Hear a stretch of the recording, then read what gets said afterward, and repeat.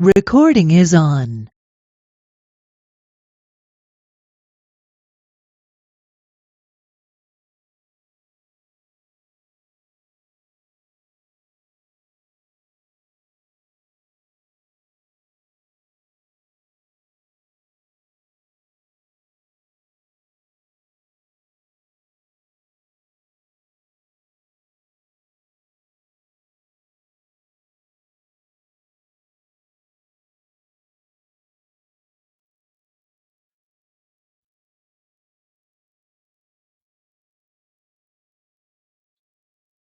ಹ್ಮ್. ದೇವ್ರ ನಾಮಕ್ಕೆ ಸ್ತೋತ್ರವಾಗ್ಲಿ. ಮಹಾಪ್ರೀತಿಯುಳ್ಳ ನಮ್ಮ ರಕ್ಷಕನಾದಂತ ಯೇಸುವೆ, ಈ ದಿವಸದಲ್ಲಿ, ಈ ಸಂಜೆ ಹೊತ್ತಿನಲ್ಲಿ ಸ್ವಾಮಿ, ನೀನು ಈ ಸತ್ಯವೇದದ ಅಧ್ಯಯನದ ಈ ಒಂದು ಸ್ವಾಮಿ ಕೂಟದಲ್ಲಿ ಸ್ವಾಮಿ, ನೀನು ನಮ್ಮೆಲ್ಲರನ್ನ ಸೇರಿಸುವುದಕ್ಕೆ ನೇಮಕ ಮಾಡಿರ್ತಕ್ಕಂಥ ಈ ದಿವಸಕ್ಕಾಗಿ ನಾನು ಸ್ತೋತ್ರವನ್ನು ಸಲ್ಲಿಸ್ತೇನೆ. ಈ ಕಾರ್ಯವು ಯೆಹೋವನಿಂದಲೇ ಆದದ್ದು. ಇದು ನಿನ್ನ ಮಹಿಮೆಗೋಸ್ಕರವೇ ಉಂಟಾದದ್ದು. ಮನುಷ್ಯ ಪ್ರಯತ್ನದಿಂದ ಪ್ರಯತ್ನಿಸಿದರೂ ನಿನ್ನ ಸುಚಿತ್ತಕ್ಕನುಸಾರವಾಗಿ ನಿನ್ನ ಉದ್ದೇಶಗಳನ್ನ ನೆರವೇರಿಸಿಕೊಳ್ಳುವುದಕ್ಕೆ ನೀನು ಮೇಲಿನಿಂದ ಇದು ಒಳ್ಳೆಯದು, ಇದು ಮನೋಹರವು, ಇದು ಬಹಳಷ್ಟು ಯೋಗ್ಯಕರವಾದಂದು ಎಂಬುದಾಗಿ ನೀನು ನಿನ್ನ ಕಡೆ ಅನೇಕ ವಾಕ್ಯಗಳ ಮುಖಾಂತರ ಅಭಯವಚನಗಳನ್ನು ಕೊಟ್ಟು ಸ್ವಾಮಿ, ನೀನು ಅಭಿಮುಖನಾಗಿ ಕಾಣಿಸಿಕೊಂಡು ಇದನ್ನ ಸ್ವಾಮಿ ನೀನು ನಡೆಸಿಕೊಂಡು ಬರ್ತಾ ಇರ್ತಕ್ಕಂಥದ್ದು. ಇದು ನೀನು ನಿನ್ನ ಮಕ್ಕಳಿಗೋಸ್ಕರ ಅವರ ಆತ್ಮೀಕ ಅಭಿವೃದ್ಧಿ, ಆತ್ಮಿಕ ಪ್ರಯೋಜನಕ್ಕೋಸ್ಕರ ಸ್ವಾಮಿ ಏರ್ಪಡಿಸಿದಂತ ಈ ಒಂದು ಸ್ವಾಮಿ ಕಾರ್ಯ. ಇದು ನಿನಗೊಬ್ಬನಿಗೆ ಮಹಿಮೆ ಉಂಟಾಗ್ಲಿ. ಕರ್ತನೆ, ನಿನ್ನ ಉದ್ದೇಶಗಳು, ನೀನು ನಮ್ಮನ್ನು ಆರಿಸಿಕೊಂಡಿರುವಂತವುಗಳಲ್ಲಿ, ನಿನ್ನ ಉದ್ದೇಶಗಳು, ನೀನು ನಮ್ಮನ್ನ ಆಯ್ಕೆ ಮಾಡಿಕೊಂಡಿರುವಂತವುಗಳಲ್ಲಿ, ನಿನ್ನ ಉದ್ದೇಶಗಳು, ನೀನು ನಮ್ಮನ್ನ ನಿನ್ನ ಚಿತ್ತದ ಪ್ರಕಾರ ನಿನ್ನ ಬಳಿಗೆ ಸೆಳೆದುಕೊಂಡಿರುವಂತದರ ಹಿನ್ನೆಲೆಯಲ್ಲಿ ಸ್ವಾಮಿ ನೀನು ನೆರವೇರಿಸಿಕೊ.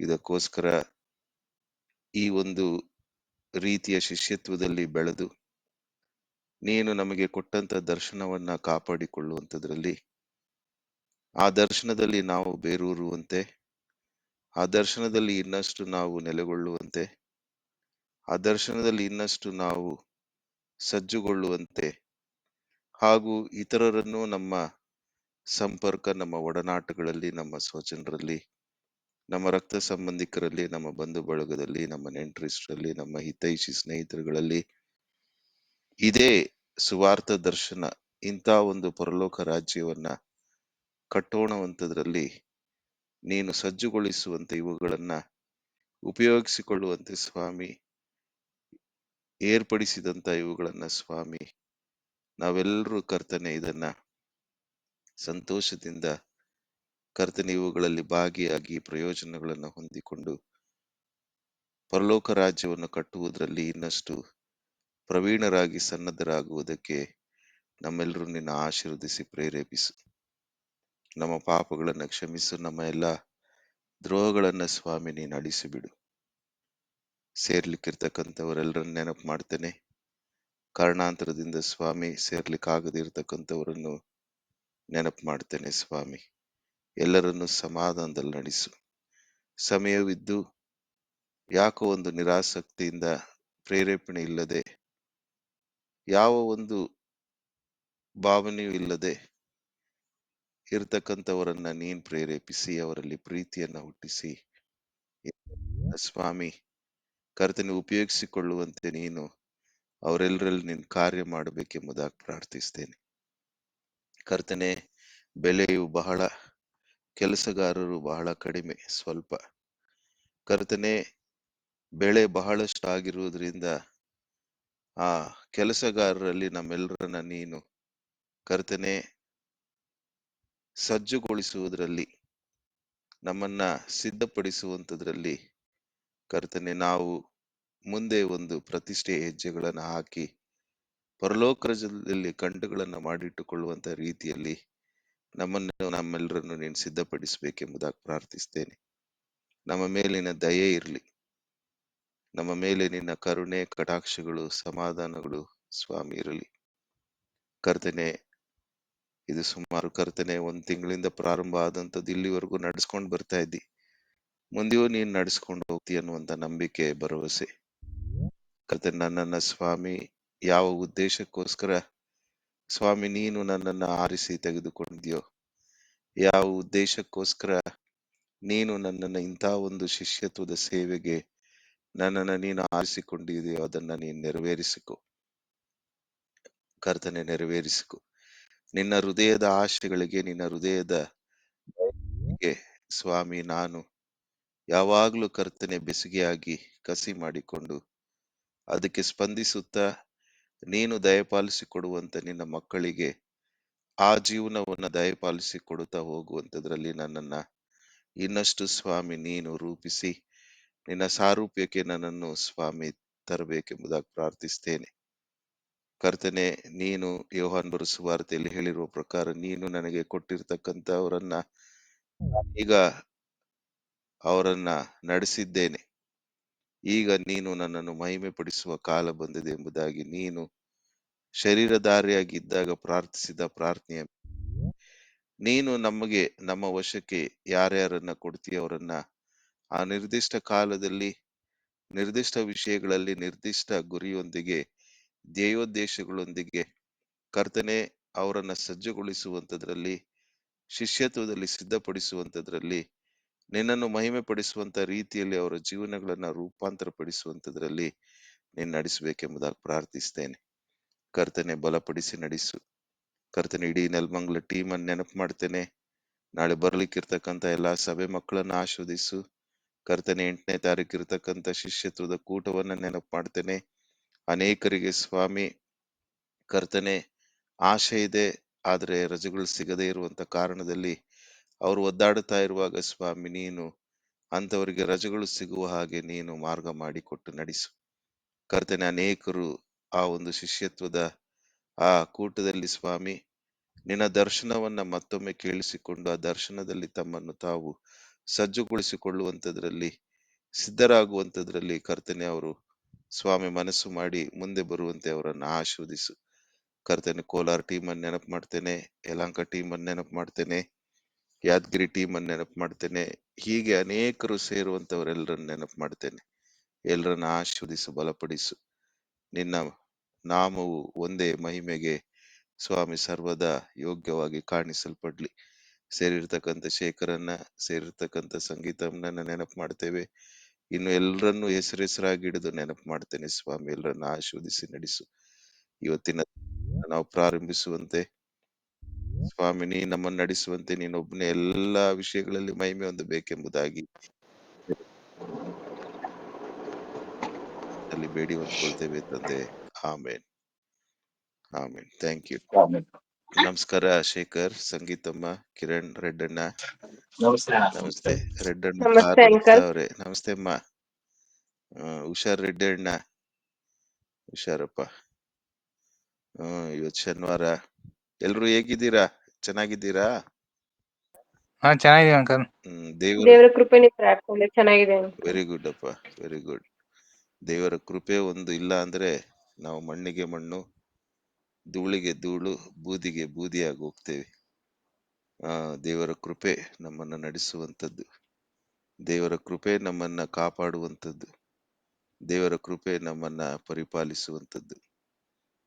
ದೇವರು ನಿಮ್ಮೆಲ್ಲರನ್ನ ಆಶೀರ್ವದಿಸ್ಲಿ. ಸಂಗೀತಮ್ಮ, ಧ್ಯಾನ ಮಾಡಿದ್ರ ಬೆಳಿಗ್ಗೆ?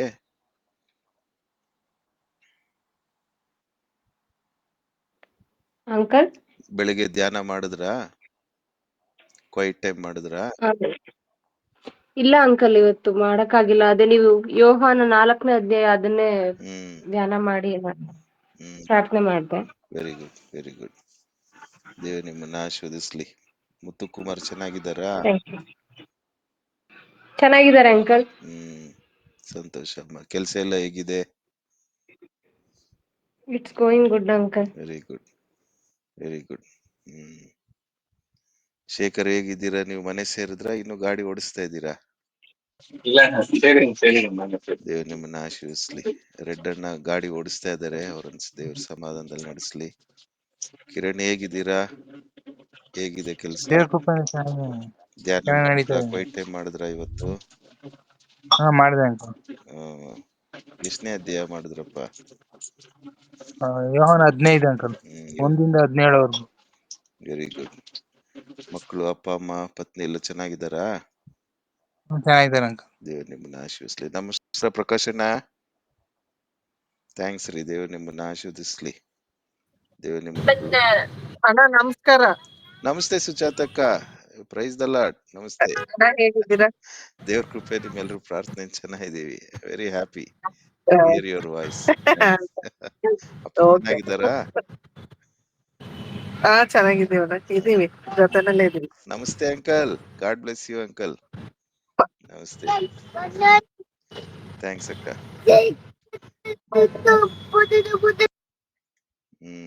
ರೆಡ್ಡಿ ಅಣ್ಣ. ನಮಸ್ತೆ ರೆಡ್ಡಿ ಅಣ್ಣ. ದೇವ್ರು ನಿಮ್ಮನ್ನ ಆಶೀರ್ವಿಸ್ಲಿ. ದೇವ್ರು ನಿಮ್ಮನ್ನ ಬಲಪಡಿಸ್ಲಿ. ಇನ್ನು ಇವತ್ತು ಅನೇಕರು ಸೇರ್ಬೇಕು. 11 ನಿಮಿಷ ಆಯ್ತು, ನಾನು ಪ್ರಾರ್ಥನೆ ಒಂದು ಪ್ರಾರಂಭ ಮಾಡಿದೆ. ಏನ್ ಮಾಡ್ಲಿ? ನಿಮ್ಮೆಲ್ರ ಸಲಹೆ ಅಂತೆ ಮಾಡ್ತೀನಿ. ಕಾಯ್ಲಾ ಅಥವಾ ಮುಂದುವರಿಸ್ಲಾ, ಪ್ರಾರಂಭಿಸ್ಲಾ? ಏನ್ ಹೇಳ್ತೀರಾ ನೀವು? ಯಾರಾದ್ರೂ ಧ್ವನಿ ಗೂಡಿಸ್ರಿ.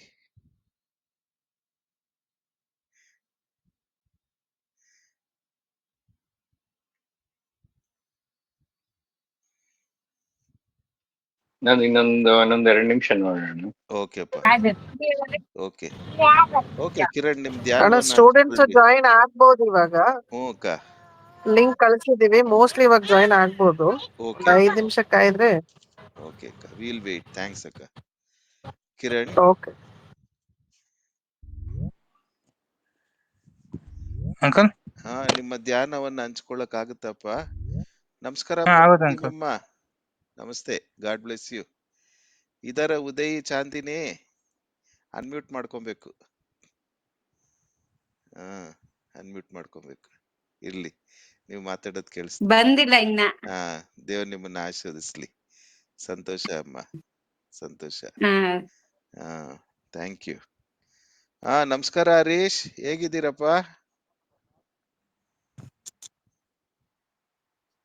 ನಮಸ್ತೆ. ನಮಸ್ತೆ ಹರೀಶ್, ಥ್ಯಾಂಕ್ ಯು. ನಿಮ್ ಧ್ಯಾನವನ್ನ ಹಂಚ್ಕೊಳ್ಬೇಕಂತ ಏನಾದ್ರೂ ಆಶೆ ಇದೆಯಾ ಇವತ್ತು? ಒಂದ್ 5 ನಿಮಿಷ ಸಮಯ ಇದೆ, ದೇವ್ರ ಸಮಯ ಮಾಡ್ಕೊಟ್ಟಿದ್ದಾನೆ.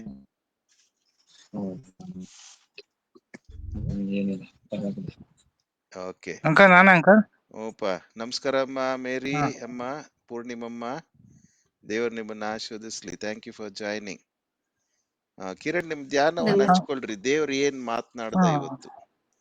ದೇವ್ರು ಅಂಕಲ್ ಯೋಹಾನ 15 ಅನ್ವಯಗಳನ್ನ ಮಾಡಿಕೊಳ್ಳುವಂತೆ ಸಹಾಯಿಸ್ತ. ಇವತ್ ನೀವು ಏನ್ ಅನ್ವಯ ಮಾಡ್ಕೊಂಡ್ರಿ?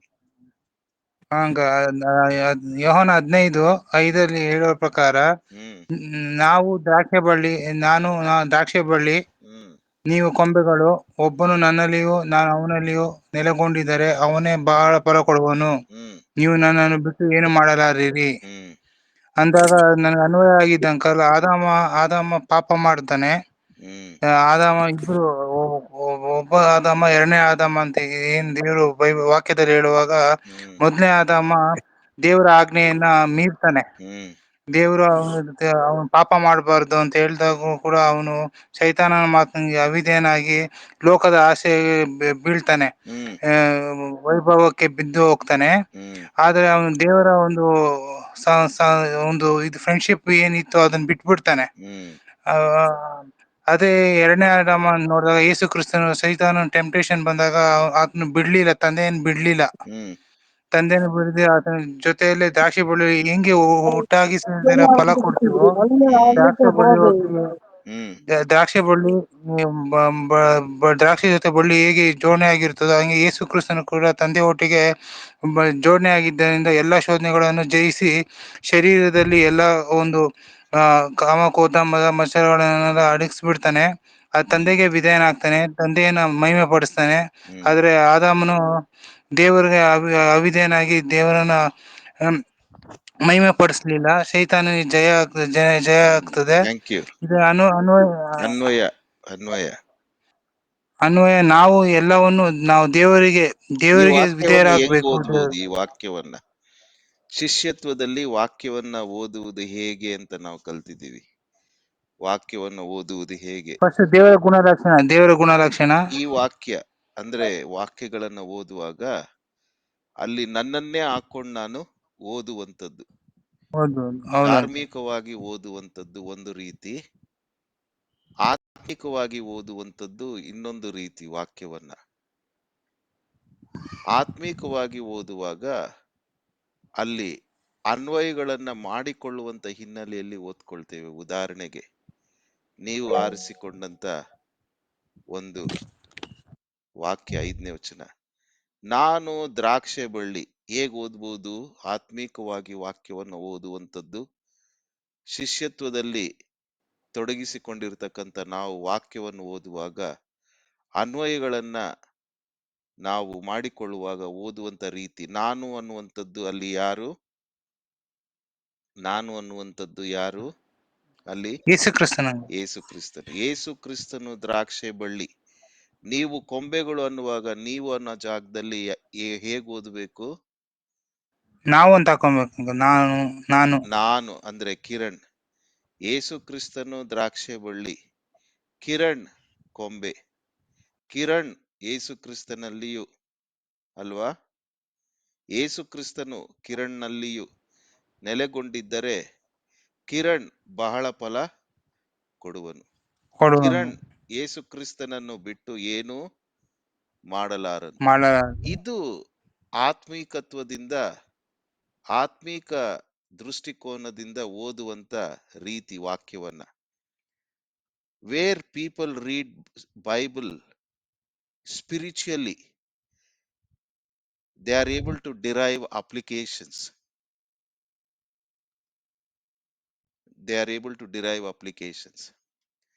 ಆತ್ಮಿಕ ಓದುವಂತದ್ರಲ್ಲಿ 2 ವಿಧ. ವಾಕ್ಯವನ್ನ ಯಾವುದೇ ತಗೊಳ್ರಿ, ನ್ಯೂಸ್ ಪೇಪರ್ ತಗೊಳ್ರಿ, ಒಂದು ಮ್ಯಾಗಝೈನ್ ತಗೊಳ್ರಿ, ಒಂದು ಸಬ್ಜೆಕ್ಟ್ ತಗೊಳ್ರಿ, ಒಂದು ಟೆಕ್ಸ್ಟ್ ಬುಕ್ ತಗೊಳ್ರಿ, ಒಂದು ಜರ್ನಲ್ಸ್ ತಗೊಳ್ರಿ, ಯಾವುದೇ ತಗೊಂಡ್ರು ಕೂಡ there are 2 types of reading. So ಹಾಗೆ ಒಂದು ವಿಧವಾದಂತ ಓದುವಂಥದ್ದು ಇನ್ಫಾರ್ಮೇಶನ್.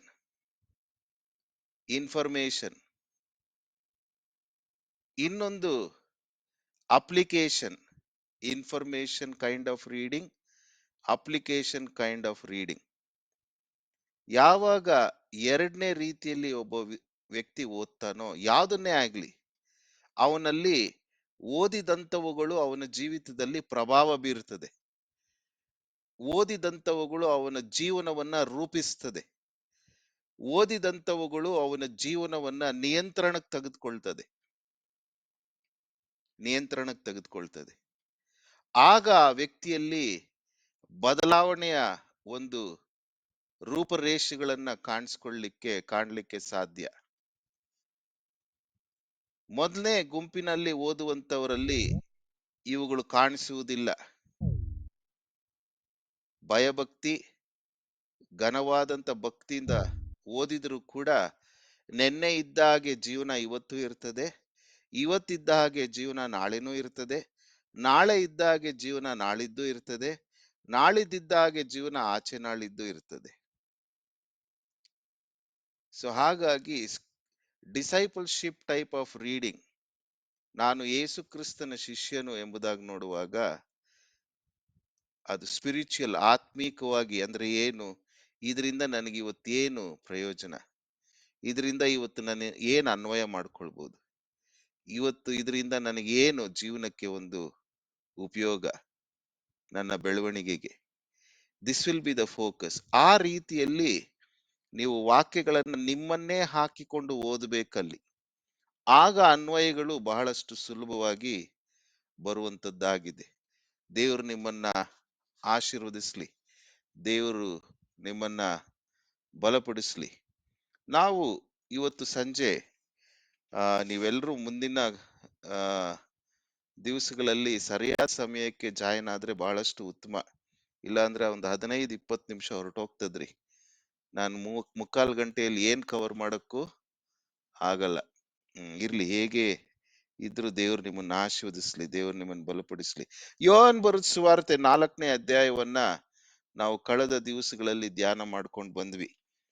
ಆ 4ನೇ ಅಧ್ಯಾಯದಲ್ಲಿ ಬಹು ಪ್ರಾಮುಖ್ಯವಾಗಿ ನಾನು ನಮ್ಮ ಇವತ್ತಿನ ಶಿಷ್ಯತ್ವದ ಜೀವನಕ್ಕೆ ಯಾವ ವಾಕ್ಯಗಳು ನಾವು ಧ್ಯಾನ ಮಾಡಿದ್ರೆ ನಾವು ಇನ್ನಷ್ಟು ದೇವರು ನಮಗೆ ಕೊಟ್ಟಿರ್ತಕ್ಕಂಥ ದರ್ಶನಗಳಲ್ಲಿ, ದೇವರು ನಮ್ಮ ಮುಂದೆ ಇಟ್ಟಿರ್ತಕ್ಕಂಥ ಸೇವಾ ಕ್ಷೇತ್ರಗಳಲ್ಲಿ ಇನ್ನಷ್ಟು ನಾವು ಫಲಕಾರಿಯಾಗಿ ಕಾಣಬಹುದು.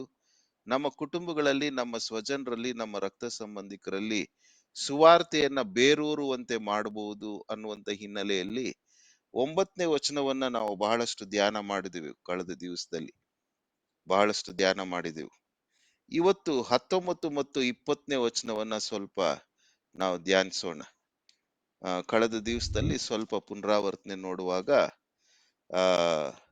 9ನೇ ವಚನದಲ್ಲಿ ಯಹೂದ್ಯರಿಗೂ ಸಮಾರ್ಯರಿಗೂ ಬಳಕೆ ಇಲ್ಲದಿರಲಾಗಿ ಅನ್ನುವಂಥ ಪದದಿಂದ ಅದನ್ನ ನಾವು ಹೇಗೆ ಆ ಸಮಾರ್ಯಳು ಯೇಸು ಕ್ರಿಸ್ತನನ್ನ ಯಹೂದಿ ಎಂಬುದಾಗಿ ಗುರುತಿಸಿದಳು, ಹಾಗಾದ್ರೆ ಯಹೂದಿಗಳಲ್ಲಿ ಇದ್ದಂತ ಒಂದು ವೈಶಿಷ್ಟ್ಯತೆ ಏನು, ಅವರ ಜೀವನ ಶೈಲಿ ಏನಾಗಿತ್ತು, ಅವರ ಒಂದು ಭಾಷೆ ಏನಾಗಿತ್ತು, ಅವರ ಉಡುಪು ಏನಾಗಿತ್ತು ಅನ್ನುವಂಥದ್ದು, ಅವುಗಳ ಮುಖಾಂತರ ಏನ್ ನಾವು ಅನ್ವಯ ಮಾಡ್ಕೊಳ್ಬಹುದು ಅನ್ನುವಂಥದ್ದನ್ನ ಬಹಳಷ್ಟು ಸುದೀರ್ಘವಾಗಿ ನಾವು ಆಲೋಚಿಸಿದ್ವಿ.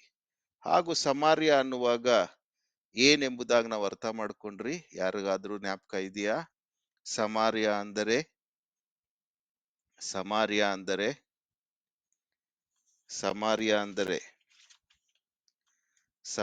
ಅಂದರೆ ಯಾರಿಗಾದ್ರೂ ಜ್ಞಾಪಕ ಬರ್ತಿದ್ಯಾ? ಮಂಗಳವಾರ ಇದ್ದಂಥವರು ಸಮಾರ್ಯ ಅಂದರೆ ಏನು, ಸಮಾರ್ಯ ಅಂದ್ರೆ ಏನು, ಅದನ್ನ ಏನನ್ನು ಸೂಚಿಸ್ತದೆ ಸಮಾರ್ಯ ಅನ್ನುವಂಥದ್ದು? ಯಾರಾದ್ರೂ? ಅನುಕೂಲವಾದ ಮಿಶ್ರ ಜೀವನ. Very good. ಮಿಶ್ರ ಜೀವನ. ಯಾವ ಯಾವ ಕ್ಷೇತ್ರಗಳಲ್ಲಿ ಮಿಶ್ರ ಜೀವನ?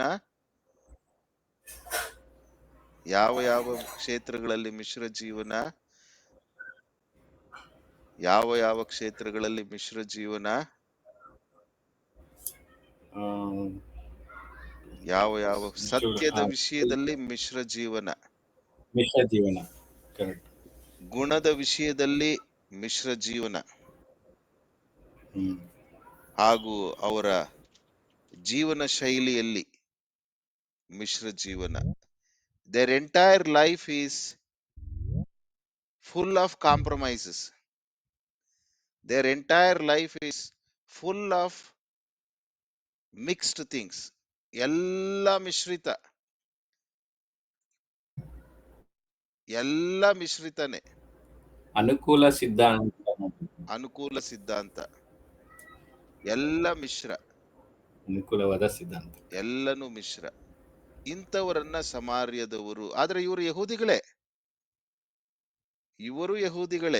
ಇವರು ಒಂದೇ ತಂದೆಯಿಂದ ಹುಟ್ಟಿದಂತ 10 ಕುಲಗಳಿಗೆ ಸಂಬಂಧಪಟ್ಟಂತವರೇ. But slowly they got into mixed life. ಅದರಿಂದ ಬಹಳಷ್ಟು ಅನ್ವಯಗಳನ್ನ ನಾವು ಗಮನಿಸಿದ್ವಿ. ಇವತ್ತು ನೋಡುವಾಗ ಹಾಗಾದ್ರೆ ದೇವರಿಂದ ಆದುಕೊಂಡಂತ ಜನಾಂಗ ಹೀಗೆ ಆಗ್ಲಿಕ್ಕೆ ಕಾರಣ ಏನು ಅನ್ನುವಂಥದ್ದು ಇವತ್ತಿನ ದಿವಸದ ಮುಖ್ಯ ಪ್ರಸ್ತಾಪ. ಇಲ್ಲಿಂದ ನಾನು ಮುಂದುವರಿಸ್ತೇನೆ. ಹಾಗಾದ್ರೆ ಹೇಗೆ ಇಂಥ ದೇವರ ಮಕ್ಕಳ ಆದುಕೊಂಡಂತ ಜನರಲ್ಲಿ ಮಿಶ್ರ ಜೀವನ ಬಂದ್ಬಿಡ್ತು? ನಂಬಿಕೆ ವಿಷಯದಲ್ಲೂ ಮಿಶ್ರ ಜೀವನ, ಗುಣದ ವಿಷಯದಲ್ಲೂ ಮಿಶ್ರ ಜೀವನ. ನೋಡ್ರಿ, ಆಕೆ ಸತ್ಯದ ಜೀವನದಲ್ಲಿ ಮಿಶ್ರ ಜೀವನ ನೋಡುವಾಗ ಸಮಾರ್ಯದವಳು ಅಲ್ಲಿನ ಸ್ಥಳೀಯ ದೇವರು ದೇವತೆಗಳನ್ನೂ ಆರಾಧಿಸ್ತಾ ಇದ್ರು, ಯೆಹೋವನನ್ನೂ ಆರಾಧಿಸ್ತಾ ಇದ್ರು. ನಂಬಿಕೆ ವಿಷಯದಲ್ಲೂ ಮಿಕ್ಸ್ಡ್. ಗುಣ ನೋಡುವಾಗ 18ನೇ ವಚನ 17ನೇ ವಚನ, ಗಂಡನಿಲ್ಲದೆ ಜೀವಿಸುವಂತ ಜೀವನ ಗುಣ. No purity, quality of life, there is no sanctity. ಪವಿತ್ರತೆಯಿಂದ ಕೂಡಿದಂತ ಪರಿಶುದ್ಧವಾದಂತ ಆ ಒಂದು ಜೀವನ ಇಲ್ಲ. ಜೀವನ ನೋಡುವಾಗ ಇರುವವನು ಗಂಡನಲ್ಲ, 5 ಜನ ಗಂಡಂದ್ರು. Hopeless life, hopeless life, hopeless life. ಜೀವನ ಶೈಲಿ 5 ಜನ ಗಂಡಂದ್ರು, ಇವಾಗ ಇರುವವನು ಇಲ್ಲ. ಡೇ ಟು ಡೇ ಲೈಫ್ ಆಕೆಯ ಜೀವನವನ್ನ ನೋಡುವಾಗ ಮಧ್ಯಾಹ್ನ ಯಾರು ಇಲ್ದೇ ಇರುವಾಗ ಬಂದು ನೀರನ್ನ ಸೇದಿಕೊಂಡು ಹೋಗ್ತಾ ಇದ್ದಂತವಳು. ಇದು ಮಿಶ್ರ ಜೀವನ. ಮಿಶ್ರ ಜೀವನ ಯಾಕಿಂತ ಸ್ಥಿತಿ ಬಂತು? ಬೆಳೆದ ಪಾತಿಯಲ್ಲಿಯೇ ಯೆಹೆಜ್ಕೇಲದಲ್ಲಿರುವ ಹಾಗೆ ಬೆಳೆದ ಪಾತಿಯಲ್ಲಿಯೇ ಗಿಡವು ಒಣಗಿ ಹೋಗುವುದು, ಒಣಗಿ ಹೋಗ್ತದೆ. ಯಾಕಿಂತ ಸ್ಥಿತಿ, ಹೇಗಿಂತ ಸ್ಥಿತಿ ಬಂತು ಎಂಬುದಾಗಿ ನೋಡುವಾಗ, ಹೇಗಿಂತ ಸ್ಥಿತಿ ಬಂತು ಎಂಬುದಾಗಿ ನೋಡುವಾಗ ನಿಮ್ಗೆ 2 ಅರಸುಗಳು 17ನೇ ಅಧ್ಯಾಯ ಓದ್ಕೊಂಡು ಬಂದಿರ್ಬೇಕು ಅಂತ ಹೇಳಿದ್ದೆ. ಎಷ್ಟು ಜನರು ಓದಿದ್ರಿ? ಎಷ್ಟು ಜನರು ಓದ್ಕೊಂಡು ಬಂದ್ರಿ? 2 ಅರಸುಗಳು 17ನೇ ಅಧ್ಯಾಯ ಓದ್ಕೊಂಡ್ ಬನ್ನಿ ಅಂತ ಹೇಳಿದ್ದೆ. ಎಷ್ಟು ಜನರು ಓದ್ಕೊಂಡ್ ಬಂದ್ರಿ? ಅದನ್ನಾದ್ರೂ ಹೇಳ್ರ. ಓದ್ದೆ ಅಂತ ಹೇಳ್ರಿ, ಓದಿಲ್ಲ ಅಂತಾದ್ರೂ ಹೇಳ್ರಿ. ಮೌನಂ ಓದಕ್ಕಾಗಿಲ್ಲ ಸಮ್ಮತಿ ಅಣ್ಣ. ಲಕ್ಷಣಮ್ಮ ಅಥವಾ ಮೌನಂ ವಿರೋಧ ಲಕ್ಷಣಮ್ಮ. ನೀವೇನು ಹೇಳ್ಬೇಡ್ರ ನಾವು ಅಂಕಲ್, ನಿಮ್ ಪಾಡಿಗೆ ನೀವ್ ಹೇಳ್ಕೊಂಡು ಹೋಗ್ರಿ ಅನ್ನುವಂಥದ್ದ, ಅಥವಾ ಏನಂತ ತಿಳ್ಕೊಬೇಕು? 2 ಅರಸುಗಳು 17ನೇ ಅಧ್ಯಾಯ ಓದ್ಕೊಂಡ್ ಬನ್ನಿ ಅಂತ ಹೇಳಿದ್ದೆ. ಓದಿದ್ರಾ? ಓದಕ್ಕಾಗಿಲ್ಲ ಅಣ್ಣ ನಾನು. ಬೇರೆಯವರು ಓದಿದ್ರಾ? ನಾಚಿಕೆ ಏನಿಲ್ಲ. ಓದಿದ್ರೆ ಯಾರಿಗೂ ಕಿರೀಟ ಇಲ್ಲ, ಓದ್ದೇ ಇದ್ರೆ ಯಾರಿಗೂ ಹೀಯಾಳಿಸಲ್ಲ. ಶಿಷ್ಯತ್ವದಲ್ಲಿ ಹೌದೆಂದ್ರೆ ಹೌದು, ಇಲ್ಲವೆಂದ್ರೆ ಇಲ್ಲ. ಓದಿದ್ರಾ? ಹೆಸರಿಟ್ಟು ಎಲ್ರು ಕೇಳಿದ್ರೆ 8:15 ಆಗ್ಬಿಡುತ್ತೆ. ಓದಕ್ಕಾಗಿಲ್ಲ ಅಂಕಲ್. Very good. ಬೇರೆಯವರು ಓದಿದ್ರ? ಪಟ್ ಪಟ್ ಅಂತ ಓದ್ದೆ ಓದಿಲ್ಲ ಅಂದ್ರೆ ಆಗೋಯ್ತು. 10 ಸೆಕೆಂಡ್ ಅಲ್ಲಿ ಮುಗ್ದೋಗುತ್ತೆ. ಇರ್ಲಿ, ಹೇಗ್ ಉತ್ಪತ್ತಿ ಆದ್ರು ಇಂಥ ಸಮಾರ್ಯದವರು ಎಂಬುದಾಗಿ ನೋಡುವಾಗ 2 ಅರಸುಗಳು 17ನೇ ಅಧ್ಯಾಯ 24ನೇ ವಚನ, ಸಮಾರ್ಯದವರೆನಿಸಿಕೊಳ್ಳುವ ಮಿಶ್ರ ಜನಾಂಗದವರ ಉತ್ಪತ್ತಿ. ಅಶೂರ್ಯದ ಅಂದ್ರೆ ಇಂಗ್ಲಿಷ್ ನಲ್ಲಿ ಅಸೀರಿಯನ್ಸ್, ಇಸ್ರಾಯೇಲ್ ರಾಜ್ಯ ಸಲಮೋನನು ಸತ್ತ ಮೇಲೆ 2 ಭಾಗ ಆಗೋಯ್ತು. ಉತ್ತರ ಭಾಗ, ದಕ್ಷಿಣ ಭಾಗ. ಉತ್ತರ ಭಾಗದಲ್ಲಿ 10 ಕುಲಗಳು, ದಕ್ಷಿಣ ಭಾಗದಲ್ಲಿ 2 ಕುಲಗಳು. ಅಂದ್ರೆ ಬೆನ್ಯಾಮೀನ್ ಹಾಗೂ ಯಹೂದ ಕುಲಗಳು ದಕ್ಷಿಣ ಪ್ರಾಂತ್ಯ. ಮೇಲಿನ ಪ್ರಾಂತ್ಯ ರೂಬೇನಿಂದ ಹಿಡಿದು 10 ಕುಲಗಳು. ಮೊದಲಿನ 10 ಕುಲಗಳು ಮೇಲೆ, ಕೆಳಗಿನ ಕೊನೆಯ 2 ಕುಲಗಳು ಕೆಳಗಡೆ. ದಕ್ಷಿಣ ಪ್ರಾಂತ್ಯವನ್ನ ಸಲಮೋನನ ಮಗನು ರೆಹಬಾಮನ ಆಳ್ತಾನೆ. ಉತ್ತರ ಪ್ರಾಂತ್ಯ ಮೊದಲಿನ 10 ಕುಲಗಳನ್ನ ರೆಹಬಾಮನ ಆಳ್ತಾನೆ. ಭೇದ ಬಂದ್ಬಿಡ್ತದೆ. ಉತ್ತರ ಭಾಗವನ್ನ ದೇವರು ತನ್ನ ಜನರನ್ನ ಮತ್ತೆ ತನ್ನ ಬಳಿಗೆ ಸೆಳೆದುಕೊಳ್ಳುವುದಕ್ಕೋಸ್ಕರ, ಯಾಕಂದ್ರೆ ಯೆಹೋವನಿಂದ ದೂರ ಹೋಗ್ತಿರ್ತಾರೆ, ಅವಿಧೇಯರಾಗಿ ನಡೀತಿರ್ತಾರೆ, ಹೇಸಿಗೆಯಿಂದ ಜೀವಿಸ್ತಾ ಇರ್ತಾರೆ, ಜೀವನದಲ್ಲಿ ಯಾವ ಪರಿಶುದ್ಧತೆ ಇಲ್ಲದೆ ಜೀವಿಸ್ತಾ ಇರ್ತಾರೆ. ಹಾಗಾಗಿ ದೇವರೇ ಅವರಲ್ಲಿ ಮತ್ತೆ ಮಾನಸಾಂತರವನ್ನ ಉಂಟು ಮಾಡಿ, ಅವರಲ್ಲಿ ಪಶ್ಚಾತ್ತಾಪವನ್ನ ಉಂಟು ಮಾಡಿ ತನ್ನ ಬಳಿಗೆ ಸೆಳೆದುಕೊಳ್ಳುವುದಕ್ಕೋಸ್ಕರ ದೇವರು ವೈರಿಗಳನ್ನ, ಶತ್ರುಗಳನ್ನ ಕಳಿಸ್ತಾನೆ. ಹಾಗೆ ಕಳುಹಿಸುವಾಗ ಉತ್ತರ ಪ್ರಾಂತ್ಯದಲ್ಲಿ ಅಶ್ಶೂರದ ಅರಸರುಗಳು ಉತ್ತರ ಪ್ರಾಂತ್ಯವನ್ನ ಬಹಳಷ್ಟು ದೇವ ಜನರನ್ನ ಅವರು ಬಾಧಿಸ್ತಾರೆ. ದೇವರೇ ಅಲೋ ಮಾಡೋದು. ದಕ್ಷಿಣ ಪ್ರಾಂತ್ಯವನ್ನ ಬೆಬಲೋನಿನ ಅರಸರುಗಳು ಅವರು ಬಹಳಷ್ಟು ಬಾಧಿಸಿ ಸೆರೆಯಾಗಿ ತೆಗೆದುಕೊಂಡು ಹೋಗ್ತಾರೆ. ಈ ಹಿನ್ನೆಲೆಯಲ್ಲಿ 24ನೇ ವಚನ, ಅಶ್ಶೂರದ ಅರಸನು ಸಮಾರ್ಯ ಅನ್ನುವಂಥದ್ದು ಒಂದು ಊರು. ಯಾದಗಿರಿ, ರಾಯಚೂರ್, ವಾಡಿ, ಗುಲ್ಬರ್ಗ, ನೆಲಮಂಗ್ಲ, ದಾಬಸ್ಪೇಟೆ, ಹೀಗೆ ಚಳ್ಳಕೆರೆ, ಕೋಲಾರ, ಚಿಕ್ಕಬಳ್ಳಾಪುರ ಅನ್ನುವ ಹಾಗೆ ಸಮಾರ್ಯ ಅನ್ನುವಂಥದ್ದು ಒಂದು ಊರು.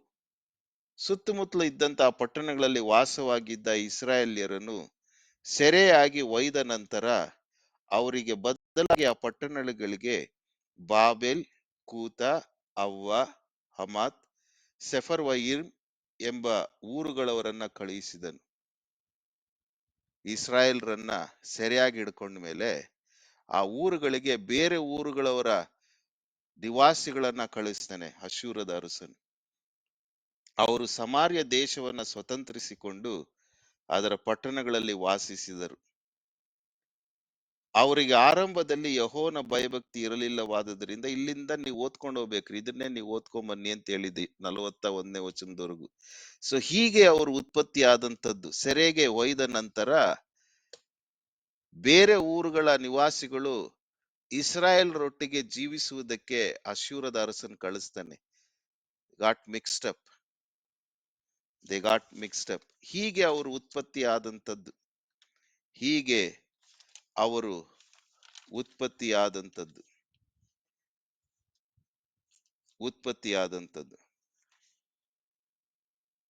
ದೇವರೇ ಕಳುಹಿಸಿದಂಥದ್ದು. ಕಾರಣ, ದೇವ ಮಕ್ಕಳ ಜೀವಿತದಲ್ಲಿ ಬಹಳಷ್ಟು ಹದಗೆಟ್ಟಿದ ಜೀವಮಾನ, ವಿಪರೀತ ವಿಗ್ರಹಾರಾಧನೆ ಬಂದ್ಬಿಡ್ತ್ರಿ ದೇವರ ಮಕ್ಕಳಲ್ಲಿ. ನೈತಿಕತ್ವದ ಗುಣಮಟ್ಟ ಕುಸಿದೋಯ್ತ್ರಿ.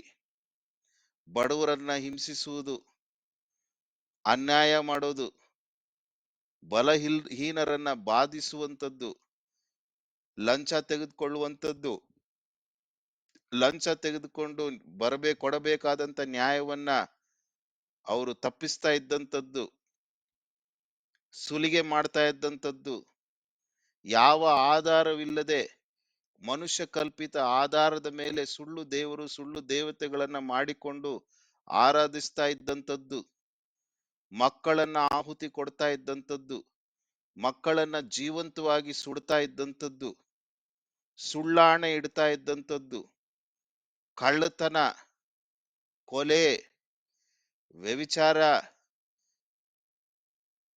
ಇಂಥವ ಮಧ್ಯದಲ್ಲಿ ಕೆಲವರು ದೇವರಿಗೆ ಭಯಪಟ್ಟು ಜೀವಿಸ್ತಾ ಇರ್ತಕ್ಕಂಥವ್ರಿಗೆ ಅತಿಯಾದಂತ ಹಿಂಸೆಯನ್ನ ಕೊಡ್ತಾ ಇದ್ದಂಥದ್ದು, ಹಿರಿಯರನ್ನ, ಕುಟುಂಬಗಳನ್ನ ಹಿಂಸಿಸ್ತಾ ಇದ್ದಂಥದ್ದು,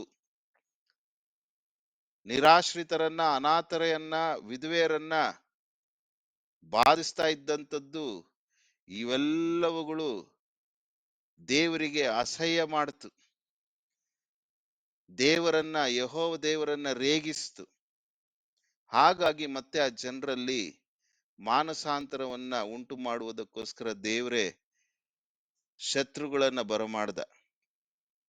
ಈ ಸ್ಥಿತಿಗತಿಗಳನ್ನ ನೀವು ಯೆಶಾಯ ಬರೆದ ಪ್ರವಾದನೆ ಗ್ರಂಥ, ಹೋಶೇಯ, ಆಮೋಸ, ಮೀಕ ಇಂಥ ಪ್ರವಾದನೆ ಪುಸ್ತಕಗಳನ್ನು ಓದುವಾಗ ಇಸ್ರಾಯೇಲ್ರ ಜೀವನ, ಇಸ್ರಾಯೇಲ್ರು ದೇವರ ಜನರಾಗಿದ್ರು, ಅವರ ಜೀವಿಸ್ತಾ ಇದ್ದಂತ ಜೀವನ, ಹಾಗೂ ದೇವರು ಅವರಲ್ಲಿ ದೇವರ ಕಡೆಗೆ ಆ ಪರಿಶುದ್ಧತೆಯನ್ನು ಹುಟ್ಟಿಸುವುದಕ್ಕೋಸ್ಕರ ವೈರಿಗಳನ್ನ ಬರಮಾಡುವಂಥದ್ದು, ಹಾಗೆ ಅವರನ್ನ ಶುದ್ಧಿಪಡಿಸುವಂಥದ್ದೆಲ್ಲವುಗಳನ್ನ ಆ ಪ್ರವಾದನ ಪುಸ್ತಕಗಳಲ್ಲಿ ಬರೆದಿರ್ತಕ್ಕಂಥದ್ದನ್ನ ನೀವು ಗಮನಿಸಬಹುದು.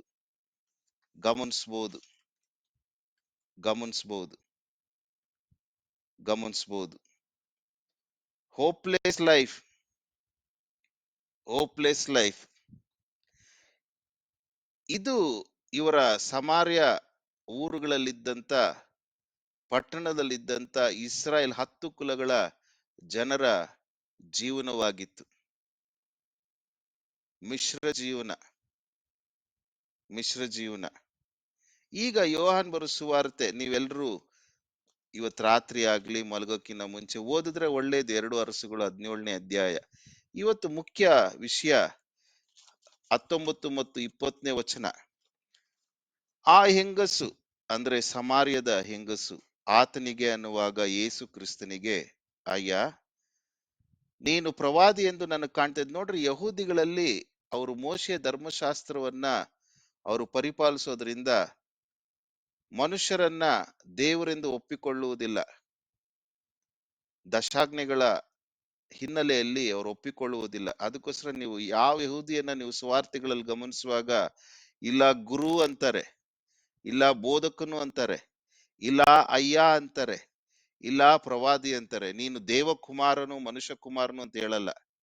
ಇದೇ ಜೆಹೋವಾ ವಿಟ್ನೆಸ್ ಅಲ್ಲಿ ಇರುವಂತ problem. They will not accept Jesus Christ as god. ನೋಡಿ, ಆಕೆದು ನೋಡಿ ಅಯ್ಯ ಅಂತೇಳಿ. ಇರ್ಲಿ, ಇದು ನನ್ನ ಪ್ರಸ್ತಾಪ ಅಲ್ಲ. ನೀನು ಪ್ರವಾದಿ ಎಂದು ನನಗೆ ಕಾಣ್ತದೆ. ನಮ್ಮ ಹಿರಿಯರು ಈ ಬೆಟ್ಟದಲ್ಲಿ ದೇವರಾಧನೆ ಮಾಡುತ್ತಿದ್ದರು. ಇದು ಇವತ್ತು ನನ್ನ ಮುಖ್ಯ ಪ್ರಸ್ತಾಪ. ಹಾಗಾದ್ರೆ ಇವತ್ತು 20ನೇ ವಚನದಲ್ಲಿ ನಮ್ಮ ಹಿರಿಯರು ಈ ಬೆಟ್ಟದಲ್ಲಿ ದೇವರಾಧನೆ ಮಾಡುತ್ತಿದ್ದರು ಅನ್ನುವಾಗ, ಹಾಗೆ ನೀವು ನೋಡುವಾಗ, ಆದರೆ ನೀವು ಅಂದ್ರೆ ಯಹೂದಿಯಾದಂತ ಯೇಸು ಕ್ರಿಸ್ತನನ್ನ ಆಕೆ ಸಂಬೋಧಿಸಿ ಹೇಳ್ತಾ ಇರತಕ್ಕಂಥದ್ದು, ಆರಾಧನೆ ಮಾಡತಕ್ಕ ಸ್ಥಳವು ಯೆರೂಸಲೇಮ್ನಲ್ಲಿದೆ ಅಂತೀರಿ. ಹಾಗಾದ್ರೆ ಈಗ ಸ್ವಲ್ಪ ಡಿಸ್ಕಸ್ ಮಾಡ್ಬೇಕು. ಈಗ ನಾವು ನಿಮ್ಮೆಲ್ಲರ ಸಹಕಾರ ಬೇಕು. ಸುಮ್ಮನೆ ಇದ್ರೆ ನಿಮಗೂ ಪ್ರಯೋಜನ ಆಗಲ್ಲ, ನನಗೂ ಪ್ರಯೋಜನ ಆಗಲ್ಲ. ಸುಮ್ಮನೆ ನೀವು ಸೇರಿದ ಸಮಯ ವ್ಯರ್ಥ ಆಗ್ತದೆ. ಹಾಗಾದ್ರೆ ಇಲ್ಲಿ ಆಕೆ 20ನೇ ವಚನದಲ್ಲಿ ನಮ್ಮ ಹಿರಿಯರು ಅಂದ್ರೆ ಆ ಸ್ತ್ರೀಯ ಹಿರಿಯರು, ಸ್ತ್ರೀಯ ಪೂರ್ವಿಕರು ಈ ಬೆಟ್ಟದಲ್ಲಿ ಆರಾಧನೆ ಮಾಡ್ತಿದ್ರು. ನಿಮ್ಮ ಹಿರಿಯರು ಯೆರೂಸಲೇಮ್ನಲ್ಲಿದೆ ಅಂತ ಹೇಳ್ತಿರಲ್ಲ, ಏನಿದು? ಹಾಗಾದ್ರೆ ಆಕೆ ಹೇಳ್ತಾ ಇರ್ತಕ್ಕಂಥ ಈ ಬೆಟ್ಟ ಅಂದ್ರೆ ಯಾವ ಬೆಟ್ಟ? ಮಾತಾಡ್ಬೇಕು. ಪಂಡಿತರಿದ್ದೀರಿ, ಪ್ರವೀಣರಿದ್ದೀರಿ. ನಿಮ್ಮ ಒಂದು ಜ್ಞಾನವನ್ನ ಈಗ ಮುತ್ತುಗಳನ್ನು ಚೆಲ್ಬೇಕ್ರಿ, ಡಿಸ್ಕಸ್ ಮಾಡ್ಬೇಕು. Very important. ಇದರಿಂದ ಬಹಳಷ್ಟು ನಮ್ಮ ಜೀವನಕ್ಕೆ ಅನ್ವಯಗಳನ್ನ ತೆಗಿತೀವಿ. ಏನ್ ಆಕೆ ಹೇಳ್ತಾ ಇರ್ತಕ್ಕಂಥದ್ದು? ಈ ಬೆಟ್ಟ, ನಮ್ಮ ಹಿರಿಯರು ಈ ಬೆಟ್ಟದಲ್ಲಿ ದೇವರಾಧನೆ ಮಾಡ್ತಿದ್ದರು ಅಂದ್ರೆ ಆ ಬೆಟ್ಟ ಯಾವುದು?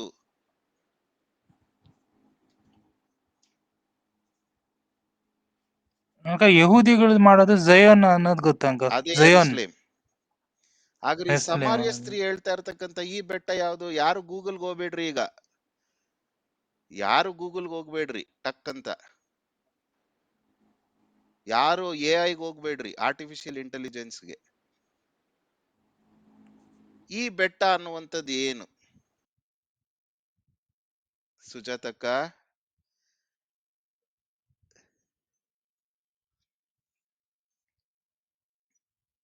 ಬಾಲು, ಹರೀಶ್, ನೀವು ಪಂಡಿತ್ರೆ, ಸಂಗೀತಮ್ಮ, ಯಶಸ್ವಿನಿ, ಹೇಳ್ಕಣ ನೀನು. ನಮಸ್ತೆ ಅಂಕಲ್. ನಮಸ್ತೆ ಮಗಳೇ. ಏನಮ್ಮ ಈ ಬೆಟ್ಟ ಅಂದ್ರೆ ಏನ್ ಅನ್ಸುತ್ತೆ ನಿಮ್ಗೆ? ಅಂಕಲ್ ನಾನು ಟ್ರಾವೆಲ್ ಮಾಡ್ತಾ ಇದ್ದೆ, ಓಕೆ, ದೇವ್ರು ಕೇಳಿಸ್ಕೊಂಡಿಲ್ಲ. ನಿಮ್ಮನ್ನ ಆಶೀರ್ವದಿಸ್ಲಿ. Nice to sorry hear your uncle. Voice. I am very happy that you are joining. May Lord enrich you spiritually and bless you abundantly. ಏನಾಗಾದ್ರೆ ಈ ಥ್ಯಾಂಕ್ ಯು. ಬೆಟ್ಟ ಏನಿರ್ಬೋದು? ಅಂಕಲ್ ಗೊತ್ತಿಲ್ಲ, ಸುಮ್ನೆ ಬೇಗ ಹೇಳ್ಕೊಂಡು ಹೋಗಿ ಅಂತ ಯಾರಾದ್ರೂ ಒಂದ್ ಹೇಳ್ರಿ, ಕಂಟಿನ್ಯೂ ಮಾಡ್ಬಿಡ್ತೀನಿ. ಅಂಕಲ್, ಮೋಶೆಗ್ ದೇವ್ರ ದಶಾಜ್ಞೆಗಳು ಕೊಟ್ಟಿರುವಂತ ಸ್ಥಳ ಅಂಕಲ್. ಅಲ್ಲ ಮಗಳೇ, ವೆರಿ ಗುಡ್. ಆದ್ರೆ ಏನೋ ಹೇಳಿದ್ರಿ, very good. I like this discussion. ನೀವೆಲ್ರೂ ಮಾತಾಡೋಂಗ್ ಆಗ್ಬೇಕ್ರಿ, ಮಾತಾಡಂಗ್ ಆಗ್ಬೇಕು.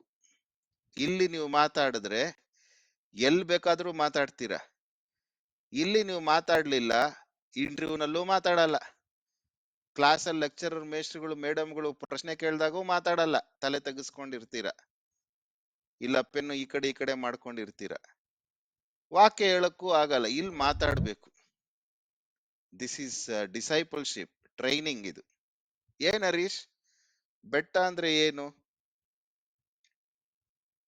ಬೆಟ್ಟ ಅಂದ್ರೆ ಏನು? ಯಾವ ಬೆಟ್ಟವನ್ನ ಆಕೆ ಸೂಚಿಸ್ತಾ ಇದ್ದಾಳೆ? ಸುಜಾತಕ್ಕ,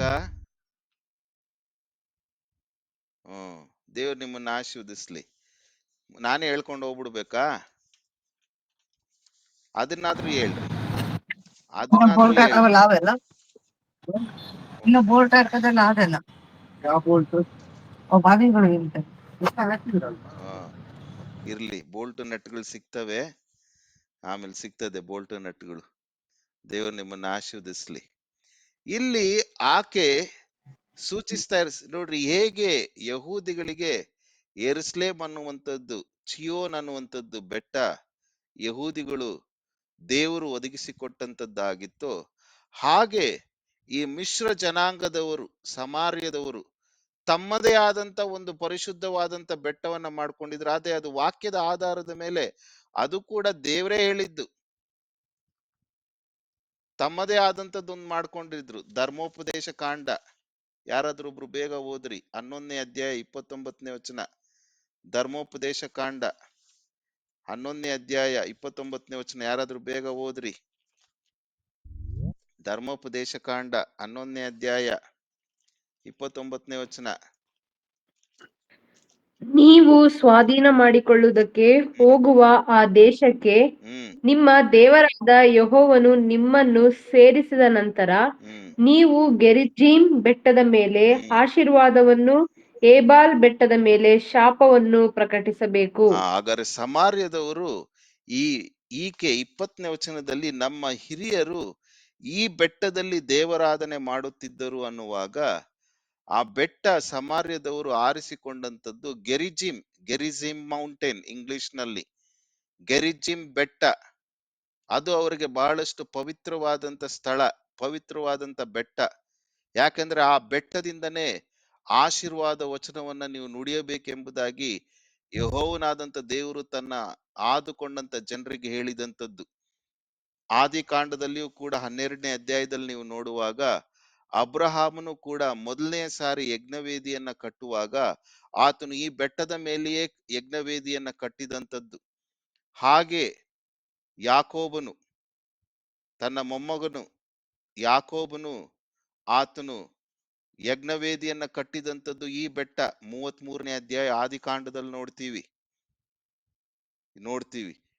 ಹಾಗಾಗಿ ಸಮಾರ್ಯದವರು ಯೆರೂಸಲೇಮ್ ಅಲ್ಲ, ನಮಗೆ ಇರ್ತಕ್ಕಂಥ ಪರಿಶುದ್ಧವಾದಂತ ಬೆಟ್ಟ ಗೆರಿಜಿಮ್ ಬೆಟ್ಟ. ನಮ್ಮ ಹಿರಿಯರು ಈ ಬೆಟ್ಟದಲ್ಲಿ ದೇವರಾಜ್ಞೆ ಮಾಡ್ತಾ ಇದ್ರು. ನೀವು ನೋಡಿದ್ರೆ ಯಹೂದಿಗಳು ಅಲ್ಲಿ ಯೆರೂಸಲೇಮ್ ಅಲ್ಲಿ ಬನ್ನಿ ಅಂತ ಹೇಳ್ತೀರಾ, ಯೆರೂಸಲೇಮಿಗೆ ಬನ್ನಿ ಅಂತ ಹೇಳ್ತೀರಾ, ಯೆರೂಸಲೇಮಿಗೆ ಬನ್ನಿ ಅಂತ ಹೇಳ್ತೀರಾ. ಅಂಕಲ್, ನಿಮ್ ವಾಯ್ಸ್ ಬ್ರೇಕ್ ಆಗ್ತಾ ಇದೆ ಅಂಕಲ್. ನನ್ನ ವಾಯ್ಸ್ ಬ್ರೇಕ್ ಆಗ್ತಾ ಇದೆಯಮ್ಮ? ಈಗ ಸರಿ ಹೋಯ್ತ್ರಾ? ಕೇಳಿಸ್ತಾ ಇದೆಯಾ ನನ್ನ ವಾಯ್ಸು? ಈಗ ಕೇಳಿಸ್ತಾ ಇದೆಯಾ ನನ್ನ ವಾಯ್ಸು? ಇಲ್ಲ ಅಂಕಲ್, ಬ್ರೇಕ್ ಆಗ್ತಾ ಇದೆ. ಹೀಗೂ ಹಾಗೆ ಇದೆ ಅಣ್ಣ ಇವತ್ತು. ಏನೋ ರೆಡ್ ಬಂದ್ಬಿಡ್ತು. ಒಂದ್ ನಿಮಿಷ ಹಂಗೆ ಒಬ್ರು. ಒಂದ್ ನಿಮಿಷ, ಏನೋ ಆಯ್ತು ನಂದು ಇಂಟರ್ನೆಟ್, ಯಾಕೋ ಏನಾಯ್ತೇನೋ ಗೊತ್ತಿಲ್ಲ. ಈಗೂ ಹಾಗೆ ಇದೆಯಾ? ಈಗ್ಲೂ ಹಾಗೆ ಇದೆಯಾ? ಇನ್ನೂ ಹಾಗೆ ಇದೆ ಅಣ್ಣ. ಏನಾಯ್ತು ಏನೋ ಗೊತ್ತಿಲ್ಲ. ಒಂದ್ ನಿಮಿಷ. ಈಗ ಕೇಳಿಸ್ತಾ ಇದೆ uncle. Very good, thank you. ಹಾಗಾದ್ರೆ ಸಮಾರ್ಯದವರು ಗೆರಿಜಿಮ್ ಬೆಟ್ಟವನ್ನ ಪರಿಶುದ್ಧವಾದಂತ ಬೆಟ್ಟ ಎಂಬುದಾಗಿ ಅಂದುಕೊಂಡಿದ್ರು. ಗೆರಿಜಿಮ್ ಬೆಟ್ಟವನ್ನ ಪರಿಶುದ್ಧವಾದಂತ ಬೆಟ್ಟ ಎಂಬುದಾಗಿ ಅಂದುಕೊಂಡಿದ್ರು. ಯೆರೂಸಲೇಮಿಗೆ ಯಹೂದಿಗಳು ಅಲ್ಲಿರುವಂತ ಬೆಟ್ಟ.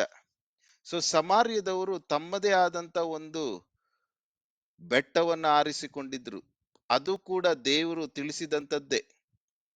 ಈ ಮಿಶ್ರ ಜನಾಂಗದವರು ಅದನ್ನ ಆರಿಸಿಕೊಂಡಿದ್ರು. ಹಾಗಾಗಿ ಆಕೆ ಕೇಳ್ತಾ ಇದ್ದಂಥದ್ದು, ನಮ್ಮ ಹಿರಿಯರು ಈ ಬೆಟ್ಟದಲ್ಲಿ ದೇವರಾಜ್ಞೆ ಮಾಡ್ತಿದ್ದಾರೆ, ಆದ್ರೆ ನೀವು ಆರಾಧನೆ ಮಾಡತಕ್ಕ ಸ್ಥಳವು ಯೆರೂಸಲೇಮಿನಲ್ಲಿದೆ ಅನ್ನುತ್ತೀರಿ ಎಂದು ಹೇಳಿದಾಗ ಯೇಸು ಆಕೆಗೆ, ಅಮ್ಮ, ನಾನು ಹೇಳುವ ಮಾತನ್ನು ನಂಬು, ಒಂದು ಕಾಲ ಬರುತ್ತದೆ ಎಂಬುದಾಗಿ ಆತನ ಅಲ್ಲಿಂದ ಮುಂದುವರಿಸ್ಕೊಂಡು ಹೋಗುವಂತದ್ದನ್ನ ನೋಡ್ತೇವೆ.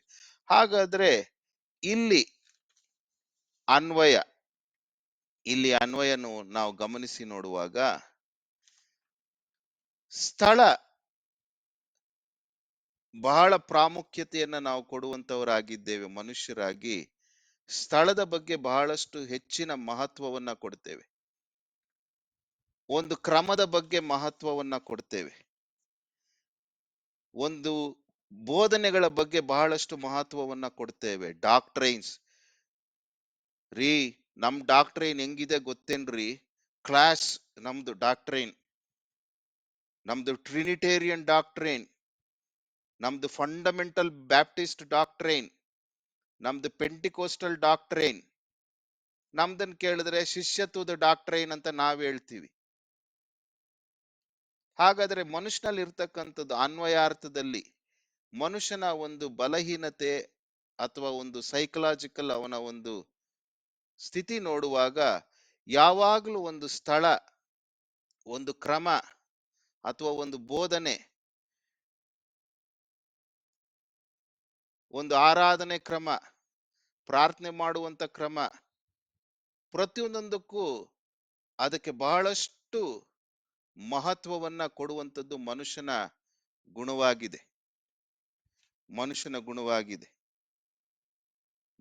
ಗುಣವಾಗಿದೆ. ಆದ್ರೆ ಯೇಸು ಕ್ರಿಸ್ತನ ಇಲ್ಲಿ ತಿಳಿಸ್ತಾ ಇರ್ತಕ್ಕಂಥದ್ದು ರೂಪಾಂತರ, ಟ್ರಾನ್ಸ್ಫಾರ್ಮೇಶನ್. ಆತ್ಮೀಯ ರೀತಿಯಲ್ಲಿ ಸತ್ಯಕ್ಕೆ ತಕ್ಕ ಹಾಗೆ ನೀವು ಯೆಹೋವನನ್ನ ಆರಾಧಿಸಬೇಕು. ಇವತ್ತು ಅನ್ವಯಾರ್ಥದಲ್ಲಿ ನಾವು ಯಾವ ಯಾವ ವಿಷಯಗಳಿಗೆ ಮಹತ್ವವನ್ನ ಕೊಡ್ತಾ ಇದ್ದೇವೆ? ಇನ್ನು ನಾವು ಕೆಲವೊಂದು ಸ್ಥಳಗಳಿಗೆ ಮಹತ್ವವನ್ನ ಕೊಡ್ತಾ ಇದ್ದೇವಾ? ಕೆಲವೊಂದು ವ್ಯಕ್ತಿಗಳಿಗೆ ಮಹತ್ವವನ್ನು ಕೊಡ್ತಾ ಇದ್ದೇವಾ? ಕೆಲವೊಂದು ವಿಷಯಗಳಿಗೆ ಮಹತ್ವವನ್ನು ಕೊಡ್ತಾ ಇದ್ದೇವಾ? ದೇವರಿಗಿಂತಲೂ ಹೆಚ್ಚಾದ ಮಹತ್ವವನ್ನ ಕೊಟ್ಟು ದೇವರ ವ್ಯಕ್ತಿತ್ವವನ್ನ ಕಡಿಮೆ ಮಾಡ್ತಾ ಇದ್ದೇವಾ? ಅನ್ವಯ ಮಾಡಿಕೊಳ್ಬೇಕು.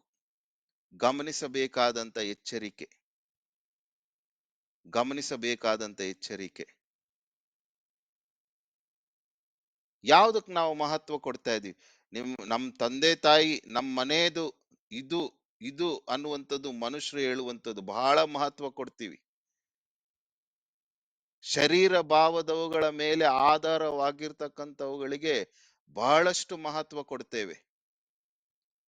ಅದಕ್ಕೋಸ್ಕರ ಯೇಸು ಕ್ರಿಸ್ತನು ಆ ಸಮಾರ್ಯ ಸ್ತ್ರೀಗೆ ಹೇಳ್ತಾ ಇರ್ತಕ್ಕಂಥದ್ದು, ನೋಡಮ್ಮ, ನೀನು ನಿಮ್ಮ ಜನಾಂಗದವರು, ನಿನ್ನ ಪೂರ್ವಜರು ಆರಿಸಿಕೊಂಡಂತ ಆ ಗೆರಿಜಿಮ್ ಬೆಟ್ಟಕ್ಕೂ ಹೋಗುವಂಥದ್ದಿಲ್ಲ, ಯಹೂದಿಗಳು ಯೆರೂಸಲೇಮ್ ಬೆಟ್ಟಕ್ಕೂ ಹೋಗುವಂಥದ್ದಿಲ್ಲ. ನೀನಿರುವಂತ ಸ್ಥಳದಲ್ಲಿಯೇ ಇದ್ದ ಹಾಗೆ ಆತ್ಮೀಯ ರೀತಿಯಲ್ಲಿ ಸತ್ಯಕ್ಕೆ ತಕ್ಕ ಹಾಗೆ ನೀನು ಆರಾಧಿಸು, ದೇವರನ್ನ ಕೊಂಡಾಡು, ದೇವರನ್ನ ನೀನ್ ನೆನೆಸು, ಸೃಷ್ಟಿಕರ್ತನನ್ನ ನೀನ್ ಸ್ಮರಿಸು. ದೇವರು ಆತ್ಮ ಸ್ವರೂಪನು ಅನ್ನುವಾಗ ಆತನು ಎಲ್ಲಾ ಸಮಯಗಳಲ್ಲಿ ಎಲ್ಲಾ ಕಡೆಗಳಲ್ಲಿ ಇರುವಂತವನು. That is meant by God is spirit. ಏನು ದೇವರು ಆತ್ಮ ಸ್ವರೂಪನು ಅಂದ್ರೆ? ಎಲ್ಲಾ ಸಮಯಗಳಲ್ಲಿ ಎಲ್ಲಾ ಕಡೆ ಆತನು ಕಾಣಿಸಿಕೊಳ್ಳುವಂತವನು, ಇರುವಂತವನು, ಆತ್ಮ ಸ್ವರೂಪನು. ಹಾಗಾಗಿ ನೋಡಮ್ಮ, ನೀನು ನನ್ನನ್ನ ಒಂದು ಬೆಟ್ಟಕ್ಕಾಗಲಿ, ಒಂದು ಸ್ಥಳಕ್ಕಾಗಲಿ, ಒಂದು ಕಟ್ಟಡಕ್ಕಾಗಲಿ, ಯಾವುದಕ್ಕೆ ಆಗ್ಲಿ ನೀನು ನನ್ನನ್ನ ಸೀಮಿತ ಮಾಡಬೇಡ. ನಾನು ಆತ್ಮ ಸ್ವರೂಪನು. I am omnipresent. ನಾನು ಸರ್ವವ್ಯಾಪಿ. ನಾನು ಎಲ್ಲಾ ಕಡೆ ಜೀವಿಸುವಂತವನು, ಎಲ್ಲಾ ಕಡೆ ಇರುವಂತವನು. ಆದುದರಿಂದ ನೀನು ಎಲ್ಲಿದೆಯೋ, ಹೇಗಿದೆಯೋ, ಯಾವ ಸ್ಥಿತಿಯಲ್ಲಿದೆಯೋ, ನೀನು ನನ್ನನ್ನ ಸ್ಮರಿಸಿ, ನೀನು ನನ್ನನ್ನ ನೆನೆಸಿಕೊಂಡು, ನೀನು ನನ್ನನ್ನ ಸ್ತುತಿಸಿ ಕೊಂಡಾಡಿ, ನೀನು ನನ್ನನ್ನ ಆರಾಧಿಸಬಹುದು. ಆರಾಧನೆ ಅನ್ನುವಾಗ ಹೊಗಳುವಂಥದ್ದು, ಕೊಂಡಾಡುವಂಥದ್ದು, ಸ್ತುತಿಸುವಂಥದ್ದು, ಸ್ಮರಿಸುವಂಥದ್ದು, ನೆನೆಸುವಂಥದ್ದು, ಮನನ ಮಾಡುವಂಥದ್ದು, ಇವೆಲ್ಲವುಗಳನ್ನ ತಿಳಿಸುವಂತ ಒಂದೇ ಪದ ಆರಾಧನೆ. ಇವತ್ತು ಅನ್ವಯಾರ್ಥದಲ್ಲಿ ನೀನು ಇಂಥ ಆತ್ಮ ಸ್ವರೂಪನಾದಂತ ದೇವರನ್ನ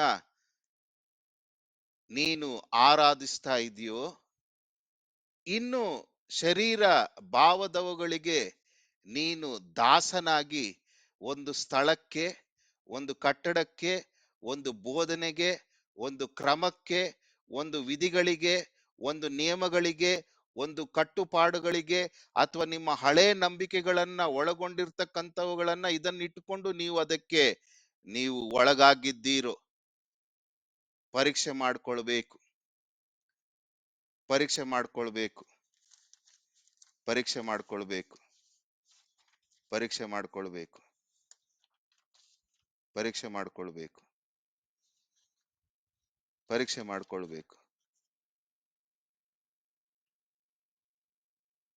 ಇವತ್ತು ನನ್ನ ನಂಬಿಕೆ ಹೇಗಿದೆ?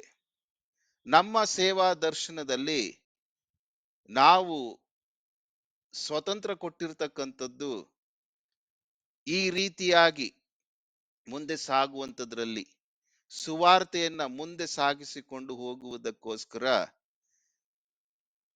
ಸುವಾರ್ತೆಯನ್ನು ಸ್ವಜನರಲ್ಲಿ, ರಕ್ತ ಸಂಬಂಧಿಕರಲ್ಲಿ, ಕುಟುಂಬಸ್ಥರಲ್ಲಿ, ಬಂಧು ಬಳಗದಲ್ಲಿ ಸುವಾರ್ತೆಯನ್ನು ತಲುಪಿಸುವುದಕ್ಕೋಸ್ಕರ ನಾವು ಪೌಲನು ಬರೆದ ಪತ್ರಿಕೆಗಳನ್ನ ಆಧಾರ ಮಾಡಿಕೊಂಡು ಆ ಸತ್ಯ ವಾಕ್ಯ ಆಧಾರದ ಮೇಲೆ ಸುವಾರ್ತೆಯನ್ನ ನಿಮ್ಮ ಕುಟುಂಬಸ್ಥರಿಗೆ ತಲುಪಿಸುವುದಕ್ಕೋಸ್ಕರ ಅದನ್ನ ನಾವು ಸರಳೀಕರಣ ಮಾಡಿ ಅದನ್ನ ಇನ್ನಷ್ಟು ಮುಂದೆ ಸಾಗಿಸಿಕೊಂಡು ಹೋಗುವಂಥದ್ರಲ್ಲಿ ನಿಮ್ಮನ್ನ ಯಶಸ್ವಿಯನ್ನಾಗಿ ಮಾಡುವುದಕ್ಕೋಸ್ಕರ ನಿಮಗೆ ಸಬಲೀಕರಣವನ್ನ ಮಾಡಿದ್ದೇವೆ. We have empowered you by simplifying the gospel based on truths revealed to Paul by Lord Jesus Christ. ಈ ಹಿನ್ನೆಲೆಯಲ್ಲಿ ನೀವು ಸುವಾರ್ತೆಯನ್ನ ನೀವು ಮುಂದೆ ಸಾಗಿಸಿಕೊಂಡು ಹೋಗುವಾಗ ನೀವು ಮೊದಲನೆಯ ಸಂತತಿ, ನಾವು ಕೊಟ್ಟ ಸ್ವಾತಂತ್ರ್ಯ, ಒಂದು ತಲೆಮಾರು, ಒಂದು ಸಂತತಿ, ಒಂದು ಕುಟುಂಬ ಸಂಪೂರ್ಣವಾಗಿ ಯೇಸು ಕ್ರಿಸ್ತನ ಕಡೆಗೆ ಬರುವವರೆಗೂ, ಯೇಸು ಕ್ರಿಸ್ತನ ಕಡೆಗೆ ಅವರು ಬರುವವರೆಗೂ ಅಥವಾ ಸ್ವೀಕರಿಸುವವರೆಗೂ ನೀವು ಈ ರೀತಿ ಮುಂದೆ ಸಾಗುವಂಥದ್ದು ಒಳ್ಳೆಯದೆಂಬುದಾಗಿ ನಮ್ಮ ದರ್ಶನ. ಎರಡನೇ ಸಂತತಿ, ಉದಾಹರಣೆಗೆ ಶೇಖರ್ ಅವರ ಮಗ, ಎರಡನೇ ಸಂತತಿ ಸಂಪೂರ್ಣವಾಗಿ ಹಳೆ ನಂಬಿಕೆಗಳಲ್ಲಿ, ಆಚಾರ ವಿಚಾರಗಳಲ್ಲಿ ಭಾಗಿಯಾಗುವುದರಲ್ಲಿ, ಪಾಲು ತೆಗೆದುಕೊಳ್ಳುವುದರಲ್ಲಿ, ಅವುಗಳನ್ನು ಮುಂದುವರಿಸುವುದರಲ್ಲಿ ಕ್ರಮೇಣ ಕಡಿಮೆ ಮಾಡಿಕೊಂಡು ನಿಲ್ಲಿಸಿಕೊಳ್ಳಬೇಕು. ಅದನ್ನ ಯು ಕೆನಾಟ್ ಕಂಟಿನ್ಯೂ ಇದು ಇಟ್ಕೊಂಡು ಅದನ್ನು ನೀವು ಎರಡನೇ ಸಂತತಿ, ಮೂರನೇ ಸಂತತಿಗೆ ನೀವು ಮುಂದಿಟ್ಕೊಂಡು ಹೋಗುವಾಗ ನಿಮ್ಮ ಸ್ಥಿತಿಯೂ ಕೂಡ ಸಮಾರ್ಯದ ಸ್ಥಿತಿಯೇ. ನಾಲ್ಕನೇ ತಲೆಮಾರಿಗೆ ಮಿಶ್ರ ಜನಾಂಗವಾಗಿ ಬಿಡುತ್ತದೆ. ಸಮಾರ್ಯದ ಸ್ಥಿತಿಯಂತೆ ಮಿಶ್ರ ಜನಾಂಗವಾಗ್ತದೆ.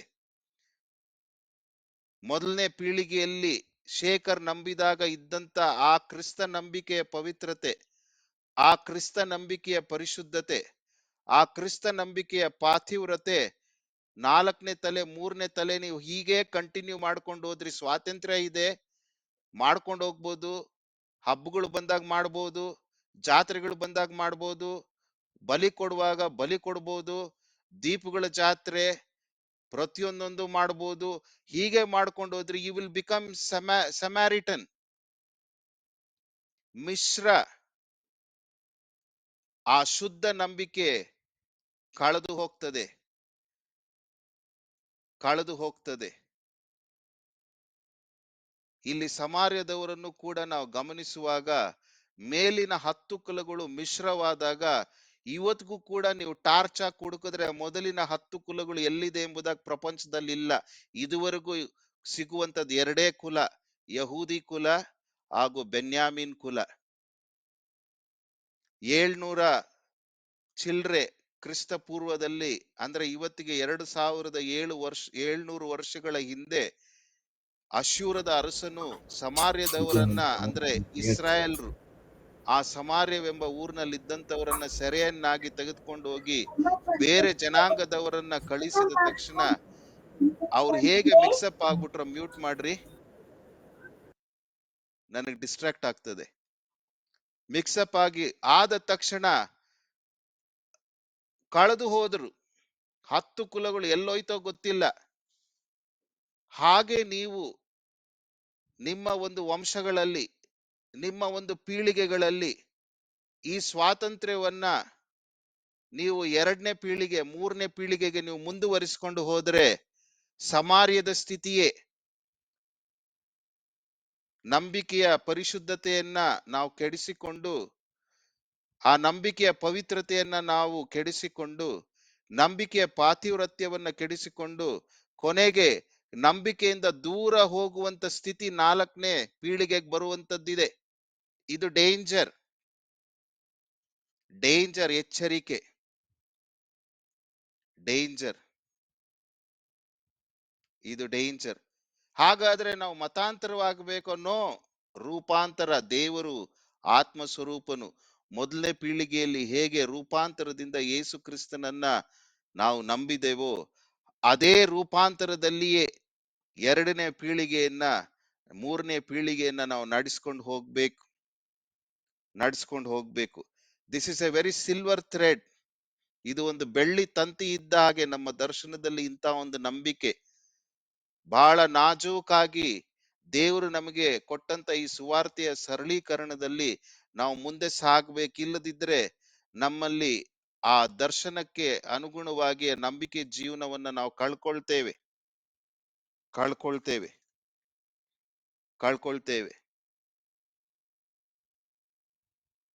ಈಗ್ಲಿಂದಲೇ ಶೇಖರ್ ತನ್ನ 2 ಮಕ್ಕಳಿಗೆ, ನಿಶ್ಚಲ್ ಹಾಗೂ ಭುವನ್ಗೆ ಈಗ್ಲಿಂದಲೇ ಹೇಳಬೇಕು, ಯಾಕೆ ನಾವು ಈ ಹಬ್ಬವನ್ನ ಮಾಡ್ತೇವೆ, ಯಾಕೆ ನಾವು ಈ ಜಾತ್ರೆಗೆ ಹೋಗ್ತೇವೆ, ಯಾಕೆ ನಾವು ಅದರಲ್ಲಿ ಪಾಲ್ ತೆಗೆದುಕೊಳ್ತೇವೆ, ಯಾಕೆ ನಾವು ಇಷ್ಟು ಭಾಗಿಯಾಗ್ತೇವೆ, ಯಾಕೆ ಇಷ್ಟನ್ ಮಾತ್ರ ಮಾಡ್ತೇವೆ, ಇಷ್ಟನ್ ನಾವು ಮಾಡಬಾರದು. ಈಗ್ಲಿಂದಲೇ ಅದನ್ನ ನಾವು ಹೇಳ್ಕೊಂಡು ಹೋಗ್ಬೇಕು. ಅವರು 19 ಇಯರ್ಸ್ ಕಂಪ್ಲೀಟ್ ಆಗೋಷ್ಟೊಳಗೆ ಅವರನ್ನ ಈ ಕ್ರಿಸ್ತ ನಂಬಿಕೆಯ ಪರಿಶುದ್ಧತೆ, ಪವಿತ್ರತೆ, ಪಾತಿವ್ರತ್ಯದಲ್ಲಿ ಅವರನ್ನ ನಾವು ಸಜ್ಜುಗೊಳಿಸಬೇಕು.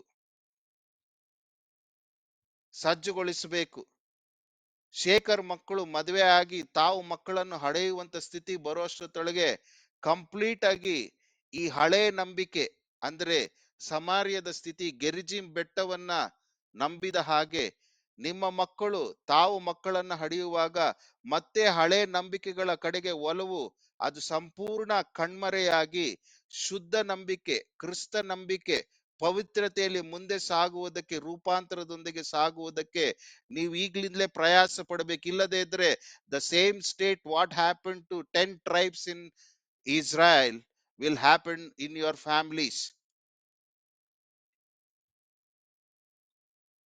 ನೀವು ತಲೆಮಾರುಗಳಲ್ಲಿ ಈ ಕೊಟ್ಟ ಸ್ವಾತಂತ್ರ್ಯವನ್ನ ತಲೆಮಾರುಗಳಲ್ಲಿ ಇವುಗಳನ್ನ ನೀವು ಕಂಟಿನ್ಯೂ ಮಾಡ್ಕೊಂಡು ಹೋಗುವ ಹಾಗಿಲ್ಲ. ನಿಮ್ಮ ನಂಬಿಕೆ ಕಣ್ಮರೆಯಾಗಿ ಹೋಗ್ತದೆ. 2ನೇ ತಲೆ 3ನೇ ತಲೆಯಲ್ಲಿ ಆದಷ್ಟು ನಿಮ್ಮ ಹಳೇ ನಂಬಿಕೆಗಳು ಕೊಟ್ಟಿರ್ತಕ್ಕಂಥ ಹಬ್ಬಗಳಿಗೆ ಮಹತ್ವ, ಆಹಾರಗಳಿಗೆ ಮಹತ್ವ, ಸ್ಥಳಗಳಿಗೆ ಮಹತ್ವ, ಮನೆ ದೇವರುಗಳಿಗೆ ಮಹತ್ವ, ಗುಡಿಕಲ್ ಪೂಜೆ, ಆ ಪೂಜೆ, ಈ ಜಾತ್ರೆ, ಈ ದೀಪ, ಇಂಥವುಗಳಿಗೆ ನಿಮ್ಮ 2ನೇ ಸಂತತಿಗೆ, ಪೀಳಿಗೆಗೆ ಅದು ಕೊನೆಯಾಗಬೇಕು. ರೂಪಾಂತರವನ್ನೇ ದೇವರು ಆತ್ಮ ಸ್ವರೂಪನಾಗಿ ನನ್ನಿಂದ ನಿಮ್ಮಿಂದ ಅಪೇಕ್ಷಿಸುವಂತವನು. ಬಹಳ ಟಫ್ ಸಬ್ಜೆಕ್ಟ್ ಇದು. ಸಮಾರ್ಯದಿಂದ ದೇವರು ಇವತ್ತು ನಮ್ಮ ಸಂಗಡ ಮಾತನಾಡ್ತಾ ಇರ್ತಕ್ಕಂಥದ್ದು, ನೀವು ನಿಮ್ಮ 2ನೇ ಪೀಳಿಗೆ 3ನೇ ಪೀಳಿಗೆಗಳನ್ನ ನೀವು ಸಜ್ಜುಗೊಳಿಸ್ಬೇಕಿಲ್ಲದೆ ಇದ್ರೆ ಸಮಾರ್ಯದ ಸ್ಥಿತಿ ನನಗ್ ಬರ್ತದೆ. ಸಮಾರ್ಯದ ಸ್ಥಿತಿ ನನಗ್ ಬರ್ತದೆ. ಸಮಾರ್ಯದ ಸ್ಥಿತಿ ನಮಗ್ ಬರ್ತದೆ. ದೇವ್ರು ನಿಮ್ಮನ್ನ ಆಶೀರ್ವದಿಸ್ಲಿ. ಇನ್ 1 ನಿಮಿಷ ಇದೆ.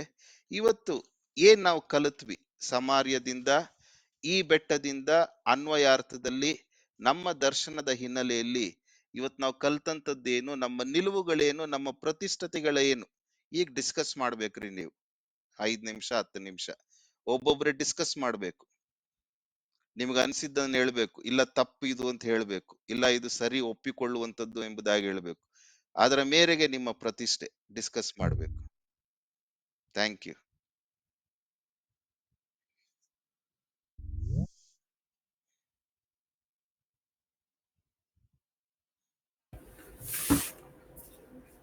ನಮಗೆ ಅನ್ವಯ ಅಣ್ಣ, ನಮ್ಮ ಎರಡನೇ ಇವಾಗ ಮಕ್ಳಿಗೆ ಎಲ್ಲೇ ನಾವು ಹೋಗ್ಬೇಕಂದ್ರೂ ನಾವು ಇವಾಗಿಂದಾನೇ ಹೇಳ್ಬೇಕು ಫೇತ್ ಬಗ್ಗೆ, ಏನಕ್ಕೆ ಹೋಗ್ತಾ ಇದೀವಿ ಏನು.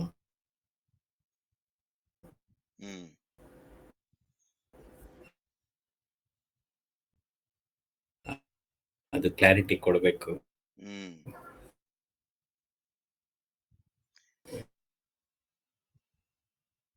ನೆಕ್ಸ್ಟ್ ಮಾತಾಡ್ರಿ, ಮಾತಾಡಿದಷ್ಟು ಬೆಳಕು ಬರುತ್ತ್ರಿ. ಮಾತಾಡಿದಷ್ಟು ನಿಮ್ಮ ನಂಬಿಕೆ ಇನ್ನಷ್ಟು ಪರಿಶುದ್ಧವಾಗ್ತದೆ, ಪ್ರತಿಷ್ಠೆ ಇನ್ನಷ್ಟು ಶ್ರುತಿ ಹೊಂದದೆ, ಇನ್ನಷ್ಟು ನಿಮ್ಮ ಹೃದಯಗಳಲ್ಲಿ ಕ್ರಿಸ್ತ ನಂಬಿಕೆಯ ಬಗ್ಗೆ ದೃಢತೆ ಬರ್ತದೆ. ಒಂದ್ಸಲಿ ನಮ್ಗೆ ಅದು ಎಚ್ಚರಿಕೆ ಆಗಿ ತಗೊಂಡಿದೀವಿ ಅಣ್ಣ. ಮತ್ ನಾವು ಅದನ್ನ ಎಲ್ಲಾ ವಿಷಯದಲ್ಲೂ ಕ್ಲಾರಿಟಿ ಇವಾಗಿಂದಾನೇ ಕೊಡೋ ಸ್ಟಾರ್ಟ್ ಮಾಡ್ಬೇಕು ನಾವು.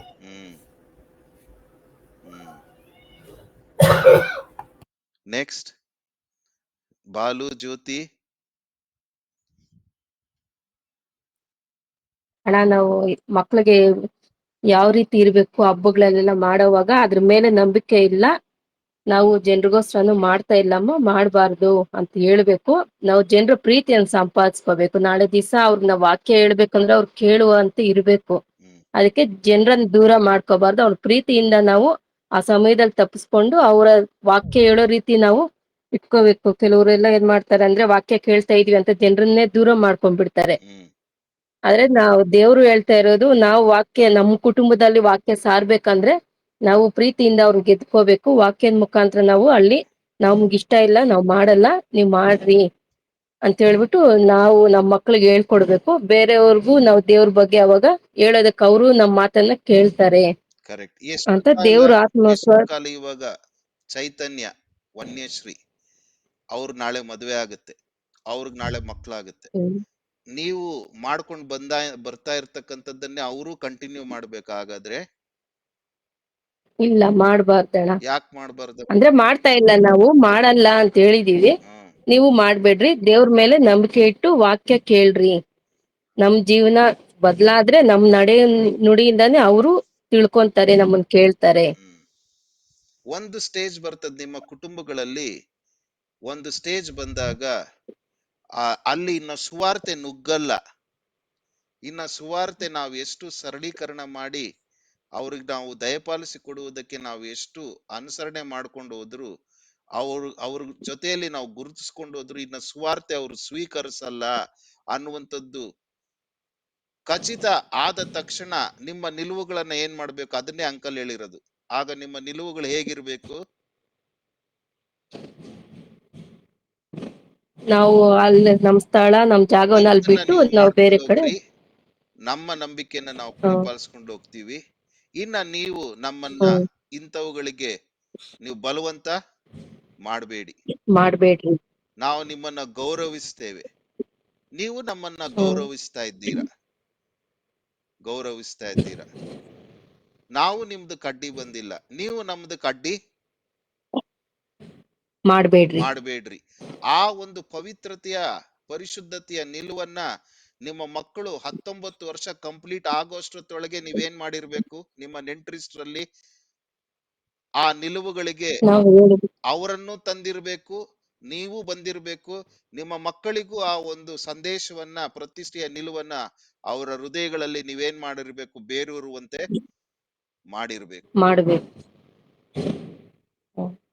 ಮಾಡಬೇಕು. ಸೊ ಇದು ವೆರಿ ಗುಡ್. ನೆಕ್ಸ್ಟ್.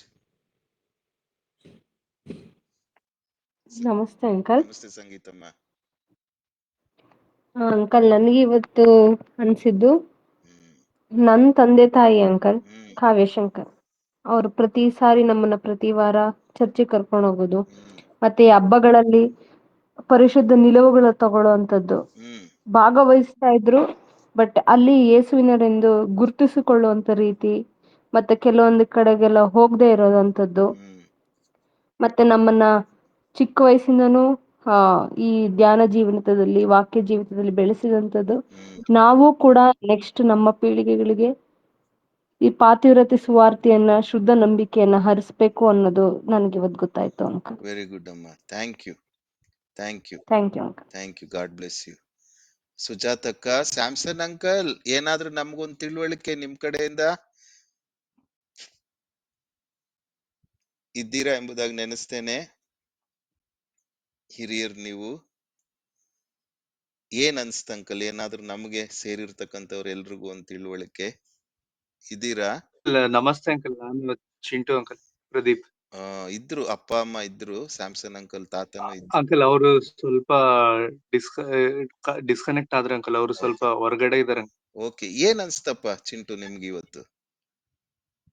ಅಂಕಲ್, ಮೊದಲನೇದಾಗಿ ಅವರು ಸ್ಥಳ ಅಂದಾಗ ಅಲ್ಲಿ ಸ್ಥಳಕ್ಕೆ ಕೆಲವೊಂದ್ಸತಿ ಜಾಸ್ತಿ ಪ್ರಾಮುಖ್ಯತೆ ಕೊಡೋದನ್ನ ನಾವು ಮಾಡಬಾರ್ದು. ಹಾಗಾದ್ರೆ ಬೀಯಿಂಗ್ ಎ ಕ್ರಿಶ್ಚಿಯನ್, ಇವಾಗ ನೀವು ನಾನು ಹುಟ್ಟು ಕ್ರೈಸ್ತರು, ಕರೆಕ್ಟಾ? ಇವಾಗ ನಮ್ಗೆ ಈ ಶೋಧನೆ ಇದೆಯಾ? ಹಿಂದೂ ಮಕ್ಕಳಿಗಿದ್ದಂತ ಶೋಧನೆ ನನಗೂ ನಿಮಗೂ ಇದೆಯಾ? ಅಂಕಲ್, ಆಕ್ಚುಲಿ ನನಗೆ ನೀವ್ ಹೇಳ್ಬೇಕಾದ್ರೆ ಕೆಲವು ವಿಷಯಗಳು ಯಾವ್ದು ಬಂತಂದ್ರೆ ಅಂಕಲ್, ಫಾರ್ ಎಕ್ಸಾಂಪಲ್ ದಾರೂರ್ ಜಾತ್ರೆ ಆಗಿರ್ಬೋದು, ವೆರಿ ಅದ್ರ ಗುಡ್, ಬಗ್ಗೆ ವೆರಿ ಗುಡ್. ದಾರೂರ್ ಜಾತ್ರೆಗೆ ಹೋಗೋದು, ಅಥವಾ ಮೇದಕ್ ಚರ್ಚಿಗೆ ಹೋಗೋದು, ಅಥವಾ ವೆಲಂಗಣಿಗೆ ಹೋಗೋದು, ಲೈಕ್ ಅದನ್ನೇ ನಾವು ಜಾಸ್ತಿ ಪ್ರಾಮುಖ್ಯತೆಯಿಂದ ಮಾಡ್ತಿದೀವ ಅನ್ನೋ ಒಂದು ಪ್ರಶ್ನೆನ ಕೇಳ್ಬೋದು. ಅಂದ್ರೆ ಓಮ್ನಿ ಪೊಟೆಂಟ್ ಅಂತ ನಾವು ಅರ್ಥ ಮಾಡ್ತೀವಿ. ಪ್ರೆಸೆನ್ಸ್, God, ಆಮ್ನಿಶಿಯಂಟ್, omni present, ಆಮ್ನಿಶಿಯಂಟ್, ಆಮ್ನಿಶಿಯಂಟ್ ಅನ್ನುವಾಗ ಆಮ್ನಿ ಪ್ರೆಸೆಂಟ್, ಶಿಯಂಟ್ ಗ್ರೀಕ್ ಪದ, ಆಮ್ನಿ ಪ್ರೆಸೆಂಟ್. ಹಾಗಾದ್ರೆ ಇನ್ನ ನಾನು ಅವುಗಳಿಗೆ ಮಹತ್ವ ಕೊಡ್ಬೋದು, ಯಾಕಂದ್ರೆ ದೇವರು ಏನಾಗಿದ್ದಾನೆ? ಆತ್ಮ ಸ್ವರೂಪನು, ಆತ್ಮ ಸ್ವರೂಪನು. ನಾವು ಕ್ರೈಸ್ತರಾದಂತ ನಮಗೆ ನಮ್ಮ ಚರ್ಚ್ಗಳ ಮೇಲೆ ಅತಿಯಾದಂತ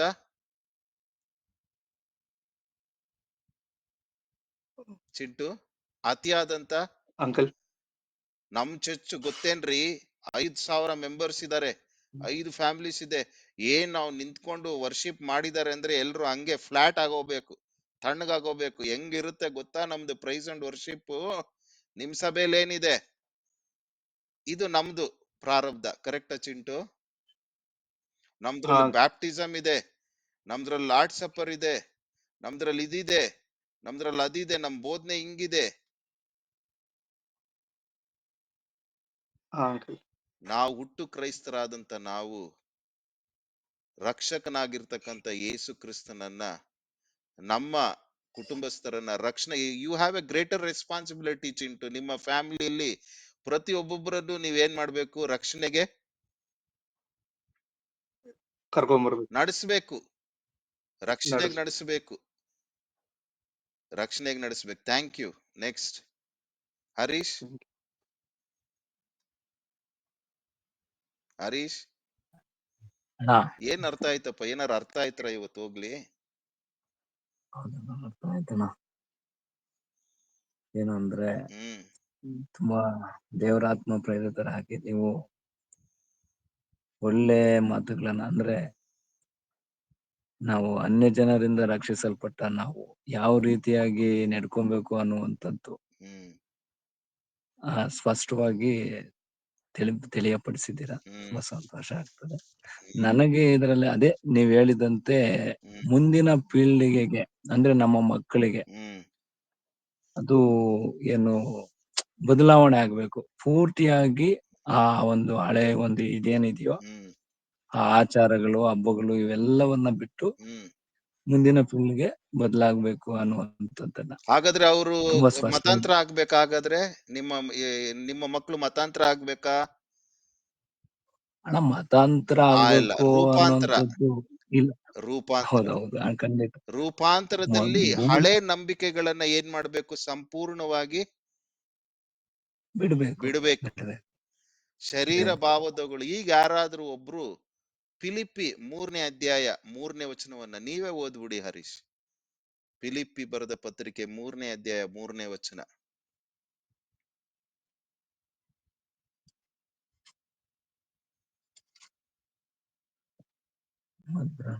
ಓದಿಪ್ಪ.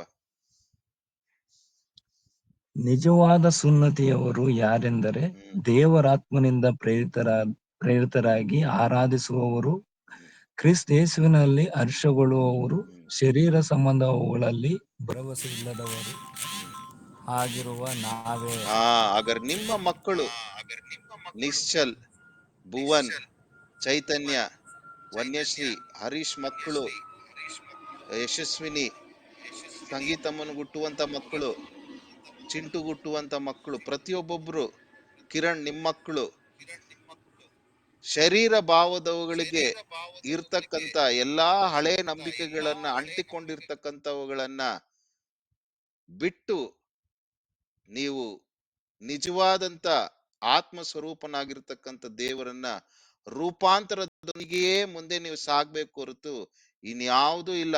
No conversion, only transformation.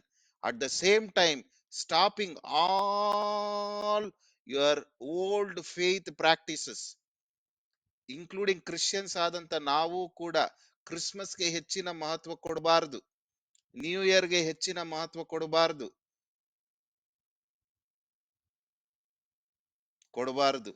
ದಾರೂರ್ ಜಾತ್ರೆ ಕೊಡಬಾರದು, ಮೈಸೂರಲ್ಲಿ ಒಂದು ಜಾತ್ರೆ ಆಗುತ್ತೆ ಕೊಡಬಾರದು, infant Jesus no, Velankanni no, Jerusalem no, holy water no, baptism no, Lord supper, ಇವೆಲ್ಲವುಗಳನ್ನ ಆತ್ಮೀಯ ರೀತಿಯಲ್ಲಿ ಸತ್ಯಕ್ಕೆ ತಕ್ಕ ಹಾಗೆ ನಾವು ಆತ್ಮ ಸ್ವರೂಪನಾಗಿರ್ತಕ್ಕಂಥ ದೇವರನ್ನ ಆರಾಧಿಸಿಕೊಂಡು ಹೋಗುವಂತದ್ರಲ್ಲಿ ನಮ್ಮ ಮುಂದಿನ ಪೀಳಿಗೆಗಳನ್ನ ನಾವು ಸಜ್ಜುಗೊಳಿಸಬೇಕು.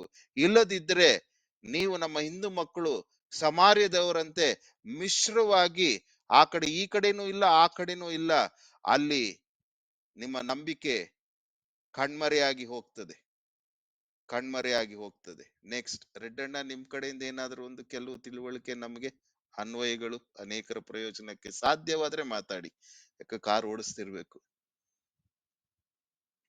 ಅವ್ರು ಬರೋವರೆಗೂ ಬೇರೆಯವ್ರು ಯಾರಾದ್ರೂ ಓಕೆ ಅಣ್ಣ, ಇವತ್ತಿನ ಒಂದು ಇದರಲ್ಲಿ ನಮ್ಗೆ ಅರ್ಥ ಆಗಿದ್ದೇನೆಂದ್ರೆ, ಸೊ ಆ ಸಮಾರ್ಯದ ಹೆಂಗಸು ಆ ಬೆಟ್ಟಕ್ಕೆ ಹೋಗ್ತಿದ್ರು ಅಂತಕ್ಕಂಥದ್ದನ್ನ ಹೇಳ್ಬೇಕಾದ್ರೆ, ಆ ಬೆಟ್ಟ ನಮ್ಗೆ ಗೆರಿಜಿಮ್ ಬೆಟ್ಟ ಅಂತಕ್ಕಂಥದ್ದು ಧರ್ಮೋಪದೇಶ ಕಾಂಡ 11ನೇ ಅಧ್ಯಾಯ 29ನೇ ವಚನದಲ್ಲಿ ನಮ್ಗೆ ಗೊತ್ತಾಯ್ತು.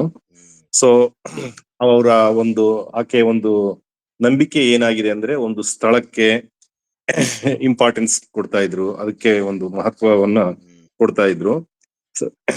ಸೊ ಈಗ ನಾವು ಸಹ ಅನ್ವಯ ಏನಂದ್ರೆ, ಒಂದು ಸ್ಥಳಕ್ಕಾಗ್ಲಿ, ಒಂದು ಬೋಧನೆಗಾಗ್ಲಿ, ಅಥವಾ ಒಂದು ವ್ಯಕ್ತಿಗಳಿಗಾಗ್ಲಿ, ಒಂದು ವಿಷಯಕ್ಕಾಗ್ಲಿ, ಇಂಥವುಗಳಿಗೆ ನಾವು ಮಹತ್ವವನ್ನ ಕೊಡದೆ ದೇವರನ್ನ ಆತ್ಮೀಯ ರೀತಿಯಲ್ಲಿ ಸತ್ಯಕ್ಕೆ ತಕ್ಕ ಹಾಗೆ ಆರಾಧಿಸ್ಬೇಕು ಅನ್ನುವಾಗ, ಆತ್ಮ ಸ್ವರೂಪನನ್ನ ನಾವು ಅದು ಆತ್ಮೀಯ ರೀತಿಯಲ್ಲಿ ನಾವು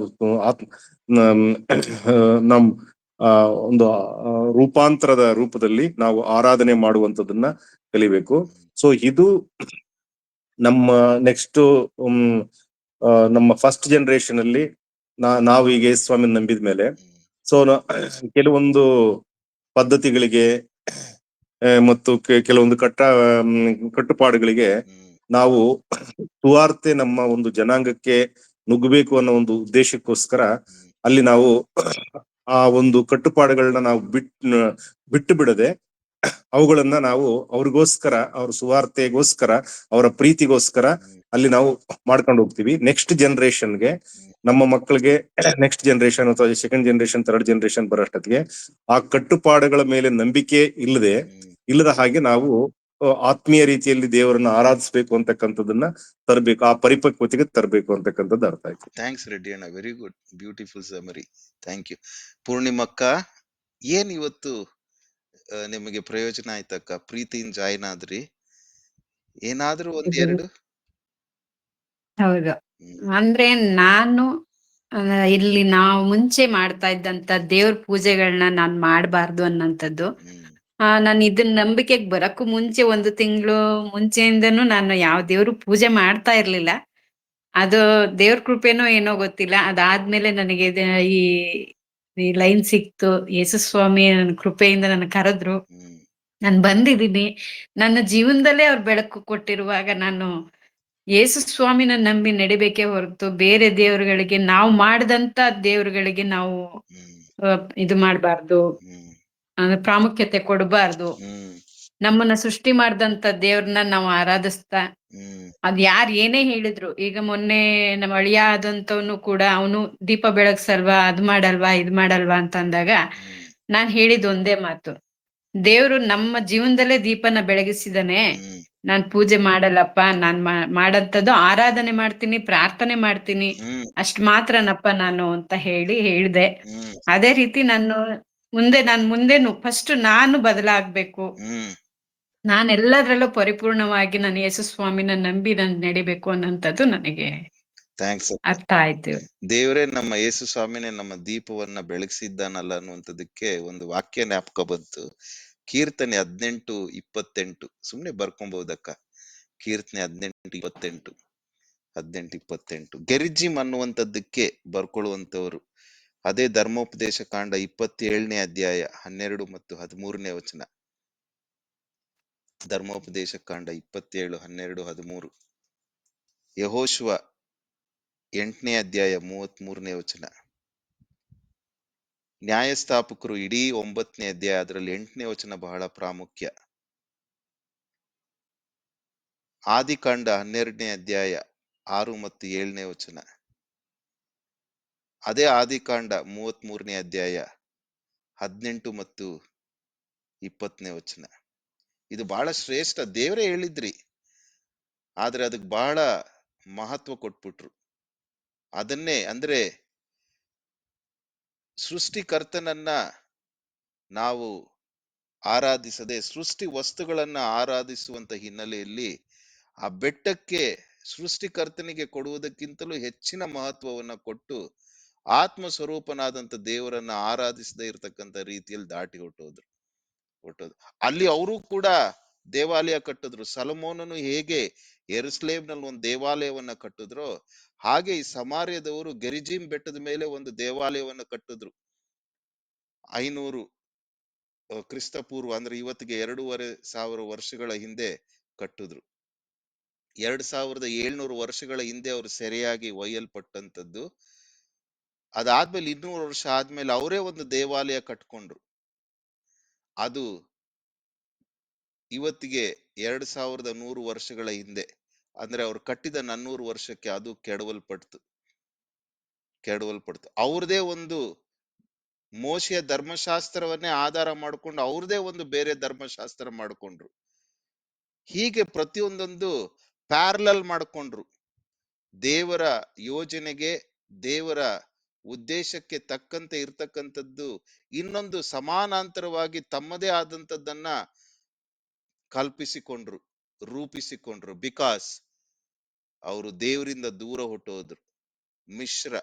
ಅವರಲ್ಲಿ ಸತ್ಯದ ವಿಷಯದಲ್ಲಿ ಮಿಶ್ರತೆ ಬಂತು, ಗುಣದ ವಿಷಯದಲ್ಲಿ ಮಿಶ್ರತೆ ಬಂತು, ಜೀವನ ಶೈಲಿಯಲ್ಲಿ ಮಿಶ್ರತೆ ಬಂದದರಿಂದ they started designing their own methods. ಇದು ಬಹಳ ಗಂಭೀರವಾದಂಥದ್ದು. ಸಮಾರ್ಯ ಅನ್ನುವಂತ ಸ್ಥಿತಿ, ಊರು, ಜನರಿಂದ. ದೇವ್ರು ನಿಮ್ಮನ್ನ ಆಶೀರ್ವದಿಸ್ಲಿ. ತಾಳ್ಮೆಯಿಂದ ಕೇಳಿಸ್ಕೊಂಡ್ರಿ. ಮುಂದೆ ಮಂಗಳವಾರ ನೋಡೋಣ. ಆದಷ್ಟು ಬೇಗ ಟೈಮ್ ಸರಿಯಾಗಿ ಜಾಯಿನ್ ಆಗ್ಲಿಕ್ಕೆ ಪ್ರಯತ್ನ ಮಾಡ್ರಿ. ಆಗ್ಲಿಲ್ಲ ಚಿಂತೆ ಮಾಡ್ಬೇಡ್ರಿ. ದೇವ್ರು ನಿಮ್ಮನ್ನ ಆಶೀರ್ವದಿಸ್ಲಿ. ನಾಳೆ ನೆಲಮಂಗಲಕ್ಕೆ ಹೋಗ್ಬೇಕು, ಪ್ರಾರ್ಥನೆ ಮಾಡ್ರಿ. ದೇವರ ಆತ್ಮನ್ ತುಂಬಿಸಿ ನಡೆಸಬೇಕು. ಯಾರಾದ್ರೂ ಕೊನೆಯದಾಗಿ ಅನ್ವಯದೊಂದಿಗೆ ಪ್ರಾರ್ಥನೆ ಮಾಡ್ಬೇಕೆಂಬುದಾಗಿ ಪ್ರೀತಿಯಿಂದ ಕೇಳ್ಕೊಳ್ತೇನೆ. ಗಂಡು ಮಕ್ಕಳಲ್ಲಾಗ್ಲಿ ಹೆಣ್ಣು ಮಕ್ಕಳಲ್ಲಾಗ್ಲಿ ಯಾರಿಗೆ ದೇವರ ಪರಿಶುದ್ಧಾತ್ಮನು ಪ್ರೇರೇಪಣೆಯನ್ನು ಕೊಡ್ತಾನೋ ಇಷ್ಟನ್ನ ಅನ್ವಯಾರ್ಥದಲ್ಲಿ ನೀವು ಪ್ರಾರ್ಥನೆಯಲ್ಲಿ ತರಬೇಕೆಂಬುದಾಗಿ ಪ್ರೀತಿಯಿಂದ ಕೇಳ್ಕೊಳ್ತೇನೆ. ಕಾಯ್ಬೇಡ್ರಿ, ತಡ ಮಾಡ್ಬೇಡ್ರಿ. ಪ್ರೇರೇಪಣೆ ಕೊಟ್ಟಲ್ಲಿ ನೀವು ಪ್ರಾರಂಭಿಸ್ರಿ.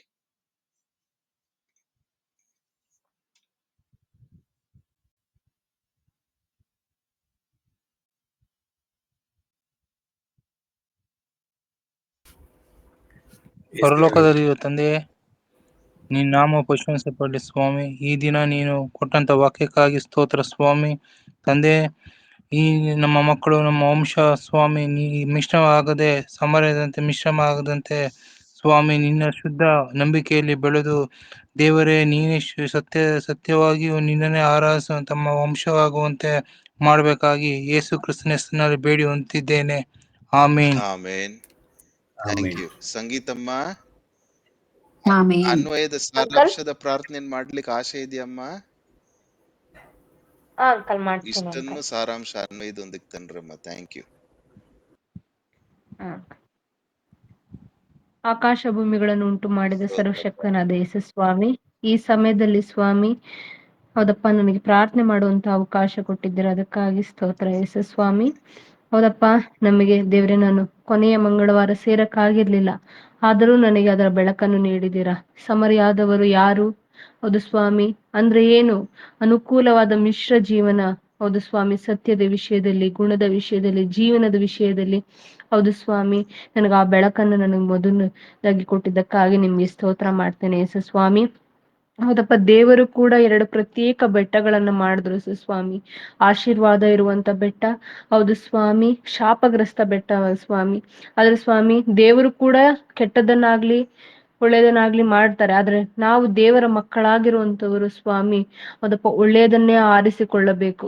ಹೌದು ಸ್ವಾಮಿ, ಅದು ನಮಗೆ ಬಿಟ್ಟಂತದನ್ನ ನೀನು ನಮ್ಗೆ ಕೊಟ್ಟಿದ್ದೀರಾ. ಅದು ಗೆರಿಜೀಮ್ ಬೆಟ್ಟ ಎನ್ನೋದು ನಮ್ಗೆ ತಿಳಿಯಪಡಿಸಿದ್ರಲ್ಲ ಸ್ವಾಮಿ, ಅದಕ್ಕಾಗಿ ನಿಮ್ಗೆ ಸ್ತೋತ್ರ ಮಾಡ್ತೇನೆ ಸ್ವಾಮಿ. ಹೌದಪ್ಪ, ಆ ರೀತಿ ಬೆಟ್ಟಗಳನ್ನ ಆರಿಸಿಕೊಂಡು, ಸ್ಥಳಗಳನ್ನ ಆರಿಸಿಕೊಂಡ ಮೇಲೆ ನಾವು ಬೆಟ್ಟಕ್ಕೆ ಅಥವಾ ಸ್ಥಳಕ್ಕೆ ಪ್ರಾಮುಖ್ಯತೆ ಕೊಡ್ತಾ ಇದೀವಾ, ಅಥವಾ ಶರೀರ ಭಾವ ಸಂಬಂಧಗಳ ಪಟ್ಟವುಗಳಿಗೆ ನಾವು ಮಹತ್ವಗಳನ್ನು ನೀಡ್ತಾ ಇದೀವಾ ಅನ್ನೋದು ಸ್ವಾಮಿ ನಮ್ಮಲ್ಲಿ ಪ್ರಶ್ನೆ ಬರುವಾಗ, ದೇವರ ನಾವು ಆರಾಧನೆ ಕ್ರಮಕ್ಕೆ, ಹೌದು ಸ್ವಾಮಿ, ನಿನ್ನನ್ನು ಸ್ತೋತ್ರ ಮಾಡೋದಕ್ಕೆ, ನಿನ್ನ ಆರಾಧಿಸುವುದಕ್ಕೆ, ನಿನ್ನನ್ನು ಕೊಂಡಾಟ ಮಾಡೋದಕ್ಕೆ ಮಹತ್ವ ಕೊಡ್ಬೇಕು ಅನ್ನೋದು ನನಗೆ ತಿಳಿಯಪಡಿಸಿದ್ರೆ ಸ್ವಾಮಿ. ಸ್ಥಳ ಮುಖ್ಯ ಅಲ್ಲ, ದೇವರು ನಾವು ಇರುವಂತ ಜಾಗದಲ್ಲೇ ನಾವು ಆರಾಧಿಸುವಂತದ್ದು ನನಗೆ ಅನ್ವಯ ಕೊಟ್ಟಿದೆ, ಅದಕ್ಕಾಗಿ ನನಗೆ ಸ್ತೋತ್ರ ಮಾಡ್ತೇನೆ ಯೇಸು ಸ್ವಾಮಿ. ಹೌದಪ್ಪ, ರೂಪಾಂತರ ಜೀವನ ನಮ್ಮಲ್ಲಿ, ಹೌದು ಸ್ವಾಮಿ, ಮಾರ್ಪಡಿಸು. ಹೌದಪ್ಪ, ನಾನು ಹೇಗೆ ಕ್ರಿಸ್ತ ವಾಕ್ಯದಲ್ಲಿ ಹೌದು ಸ್ವಾಮಿ ಬೆಳೆದು ಇಲ್ಲಿವರೆಗೂ ನಿನ್ನ ಮನ್ನವನ್ನು ನಾನು ಸೇವಿಸುವ ಹಾಗೆ ನನ್ನನ್ನು ಸ್ವಾಮಿ ಬೆಳೆಸಿದ್ದೀರೋ, ಹಾಗೆ ನನ್ನ ಪೀಳಿಗೆ ಯೇಸು ಸ್ವಾಮಿ ಮುಂದಿನ ದಾಳಲ್ಲಿ 19 ವರ್ಷದ ಒಳಗೆ ಯೇಸು ಸ್ವಾಮಿ ನಿನ್ನ ಸುವಾರ್ತೆಯನ್ನು, ನಿನ್ನ ಕ್ರಿಸ್ತ ನಂಬಿಕೆ, ಶುದ್ಧ ನಂಬಿಕೆಯ ಪಾತಿವ್ರತೆಯನ್ನು ನನ್ನ ಮಕ್ಕಳಿಗೆ ನಾನು ಒದಗಿಸಿಕೊಡುವ ಹಾಗೆ ಯೇಸು ಸ್ವಾಮಿ ನನ್ನನ್ನು ಮಾರ್ಪಡಿಸು. ಹೌದಪ್ಪ, ನನ್ನನ್ನು ಬಲಪಡಿಸು. ನನ್ನಲ್ಲಿ ಫಸ್ಟ್ ನೀನು ಯೇಸು ಸ್ವಾಮಿ ಮರವಾಗಿ ಬೆಳೆದು ಸ್ವಾಮಿ ನಾನು ಫಲ ಕೊಡುವಂತೆ ನೀನು ಮಾರ್ಪಡಿಸ್ಬೇಕಾಗಿ ಕೇಳ್ಕೊಂತ, ನನ್ನ ಪ್ರಾರ್ಥನೆಗಳಲ್ಲಿ ತಪ್ಪಿದ್ದರೆ ಯೇಸು ಸ್ವಾಮಿ ನನ್ನನ್ನು ಕ್ಷಮಿಸಬೇಕಾಗಿ ಕೇಳ್ಕೊಂತ ಯೇಸು ಸ್ವಾಮಿ ನಿನ್ನ ಹೆಸರಲ್ಲಿ ಬೇಡಿ ಹೊಂದಿದ್ದೀನಿ ತಂದೆ. ಆಮೇನ್. ನಮ್ಮ ತಂದೆಯಾದ ದೇವರ ಪ್ರೀತಿಯು, ಕರ್ತನಾದ ಯೇಸು ಕ್ರಿಸ್ತನ ಕೃಪೆಯು, ಪರಿಶುದ್ಧಾತ್ಮನ ಅನ್ಯೋನ್ಯತೆ, ಕಾರ್ಯ ಪ್ರೇರೇಪಣೆಯು ಸದಾ ನಮ್ಮೆಲ್ಲರ ಸಂಗಡ, ನಮ್ಮ ಮುಂದಿನ 2ನೆಯ ಪೀಳಿಗೆಯನ್ನ 19 ವರ್ಷದೊಳಗೆ ಅವರ ಆಯುಷ್ನ ಆ ವಯಸ್ಸಿನಲ್ಲಿ ಒಳಗೆ ಸಜ್ಜುಗೊಳಿಸುವಂತದ್ರಲ್ಲಿ ಸದಾ ನೆಲೆಸಿ ವಾಸಿಸ್ಲಿ. ಆಮೇನ್. ಥ್ಯಾಂಕ್ಸ್ ಕಿರಣ್. ಎಲ್ರು ವಿಡಿಯೋ ಆನ್ ಮಾಡ್ಕೊಂಡು ಆಫ್ ಮಾಡ್ಬಿಡ್ರಿ. ನಮಸ್ಕಾರ ಮಾಡಿ ವಿಶ್ ಮಾಡ್ಬಿಡ್ತೀನಿ. Thank you Kiran. ಥ್ಯಾಂಕ್ಸ್ ಸಂಗೀತಮ್ಮ. ನಮಸ್ತೆ. ನಮಸ್ತೆ ಅಂಕಲ್. ಥ್ಯಾಂಕ್ಸ್ ಅಮ್ಮ. ನಮಸ್ತೆ ಶೇಖರ್. ನಮಸ್ತೆ ನಿಶ್ಚಲ್. ನಮಸ್ತೆ ಪೂರ್ಣಿಮಕ್ಕ. ನಮಸ್ತೆ ನಮಸ್ತೆ. ನಮಸ್ತೆ ಹರೀಶ್. ನಮಸ್ತೆ ಅಂಕಲ್. ನಮಸ್ತೆ. ನಮಸ್ಕಾರ. ನಮಸ್ಕಾರ ಅಮ್ಮ. ಓ, ಚಿಂತಾಮಣಿಯಿಂದ ಬಂದ್ಬಿಟ್ಟಿದ್ದೀರಾ ಮಗಳ ಹತ್ರ? ದೇವ್ರ ನಿಮ್ಮನ್ನ ಥ್ಯಾಂಕ್ ಯು. ಥ್ಯಾಂಕ್ ಯು ಪೂರ್ಣಿಮಕ್ಕ. ನಾಳೆ ಸಿಗ್ತೀನಿ, ನೆಲಮಂಗ್ಲಕ್ಕೆ ಬರ್ತೀನಿ. Chintu, thank you. ನಾಳೆ ನಮಗೆ ಕೆಲ್ಸ ಇದೆ, ಹಾಗಾಗಿ ಹೋಗ್ಲೇಬೇಕಾಗತ್ತೆ. ನಾಳೆ ಒಂದಿನ ಬರಕ್ಕಾಗಲ್ಲ. No problem. God bless you ಅಕ್ಕ. ಸಮಾಧಾನವಾಗಿರ್ರಿ. ಮಕ್ಕಳು ಸಿಗ್ತಾರಲ್ಲ, ಉದಯ್ ಚಾಂದಿನಿ. ಇಲ್ಲಿ ಎಲ್ಲರಿಗೂ ಕೆಲ್ಸ ಇದೆ. ಮೊನ್ನೆ 21ಕ್ಕೆ ರಜೆ ಕೊಟ್ಟಿದ್ರಲ್ಲ, ಹಾಗಾಗಿ ಭಾನುವಾರ ಕೆಲ್ಸ ಮಾಡಿಸ್ತಿದ್ದಾರೆ. ಬನ್ರಿ. ಥ್ಯಾಂಕ್ಸ್ ರೀ. ದೇವ್ರ ನಿಮ್ಮನ್ನ ಆಶೀರ್ವದಿಸ್ಲಿ. Thank you. ನಮಸ್ಕಾರ ರೆಡ್ಡಣ್ಣ. ನಮಸ್ತೆ Chintu. Thank you all. Thank you. ನಮಸ್ತೆ ಥ್ಯಾಂಕ್ ಯು ಅಂಕಲ್. ಅದು ಪಪ್ಪ ಮಮ್ಮಿ ಜಾಯಿನ್ ಆಗಿದ್ರು. ಅವ್ರು ರಾಜೇಶ್ ಮಾಮ ಅವ್ರ ಮನೇಲಿ ಒಂದು ಮದುವೆ ಇದೆ ಅಂಕಲ್, ಅಲ್ಲಿಗೆ ಹೋಗಿದ್ದಾರೆ. ಮಮ್ಮಿ ಅದೇ ಫೋನ್ ಮಾಡಿ ಇನ್ಫಾರ್ಮ್ ಮಾಡ್ರಿ ಅಂತ ಹೇಳಿ. Thank you. Thanks for the update. Thank you ಅಮ್ಮ. ಸಂಗೀತಮ್ಮ, ನಿಮ್ಗೆ ಏನಾರ ರೆಕಾರ್ಡಿಂಗ್ ಬೇಕು ಅಂದ್ರೆ ಮೇಲ್ ID ಕಳಿಸ್ರಿ. ಶೇಖರ್ಗೆ ನಿಮ್ಗೆ ಕಳಿಸ್ಕೊಡ್ತಾರೆ ಮಿಸ್ ಆಗಿರ್ತಕ್ಕಂಥದ್ದು. Thank you. ಥ್ಯಾಂಕ್ಸ್ ರೆಡ್ಡಣ್ಣ. ಖುಷಿ ಆಯ್ತು ನೋಡಿ. ನಮಸ್ಕಾರ. ಯಶಸ್ವಿನಿ ಮಗಳಿದಾರ? ನಮಸ್ತೆ ಹಾಕ್ಬಿಡ್ತೀನಿ. ಯಶಸ್ವಿನಿ ಇದ್ರೆ ನಮಸ್ತೆ ಹಾಕ್ಬಿಡ್ತೀನಿ ಒಂದು. ಇನ್ನೊಂದು ಮೊಬೈಲ್ ಅಲ್ಲಿ ಇರ್ಬೇಕು. ಓಕೆ ಥ್ಯಾಂಕ್ಸ್ ಅಣ್ಣ, ಥ್ಯಾಂಕ್ ಯು, ನಮಸ್ತೆ.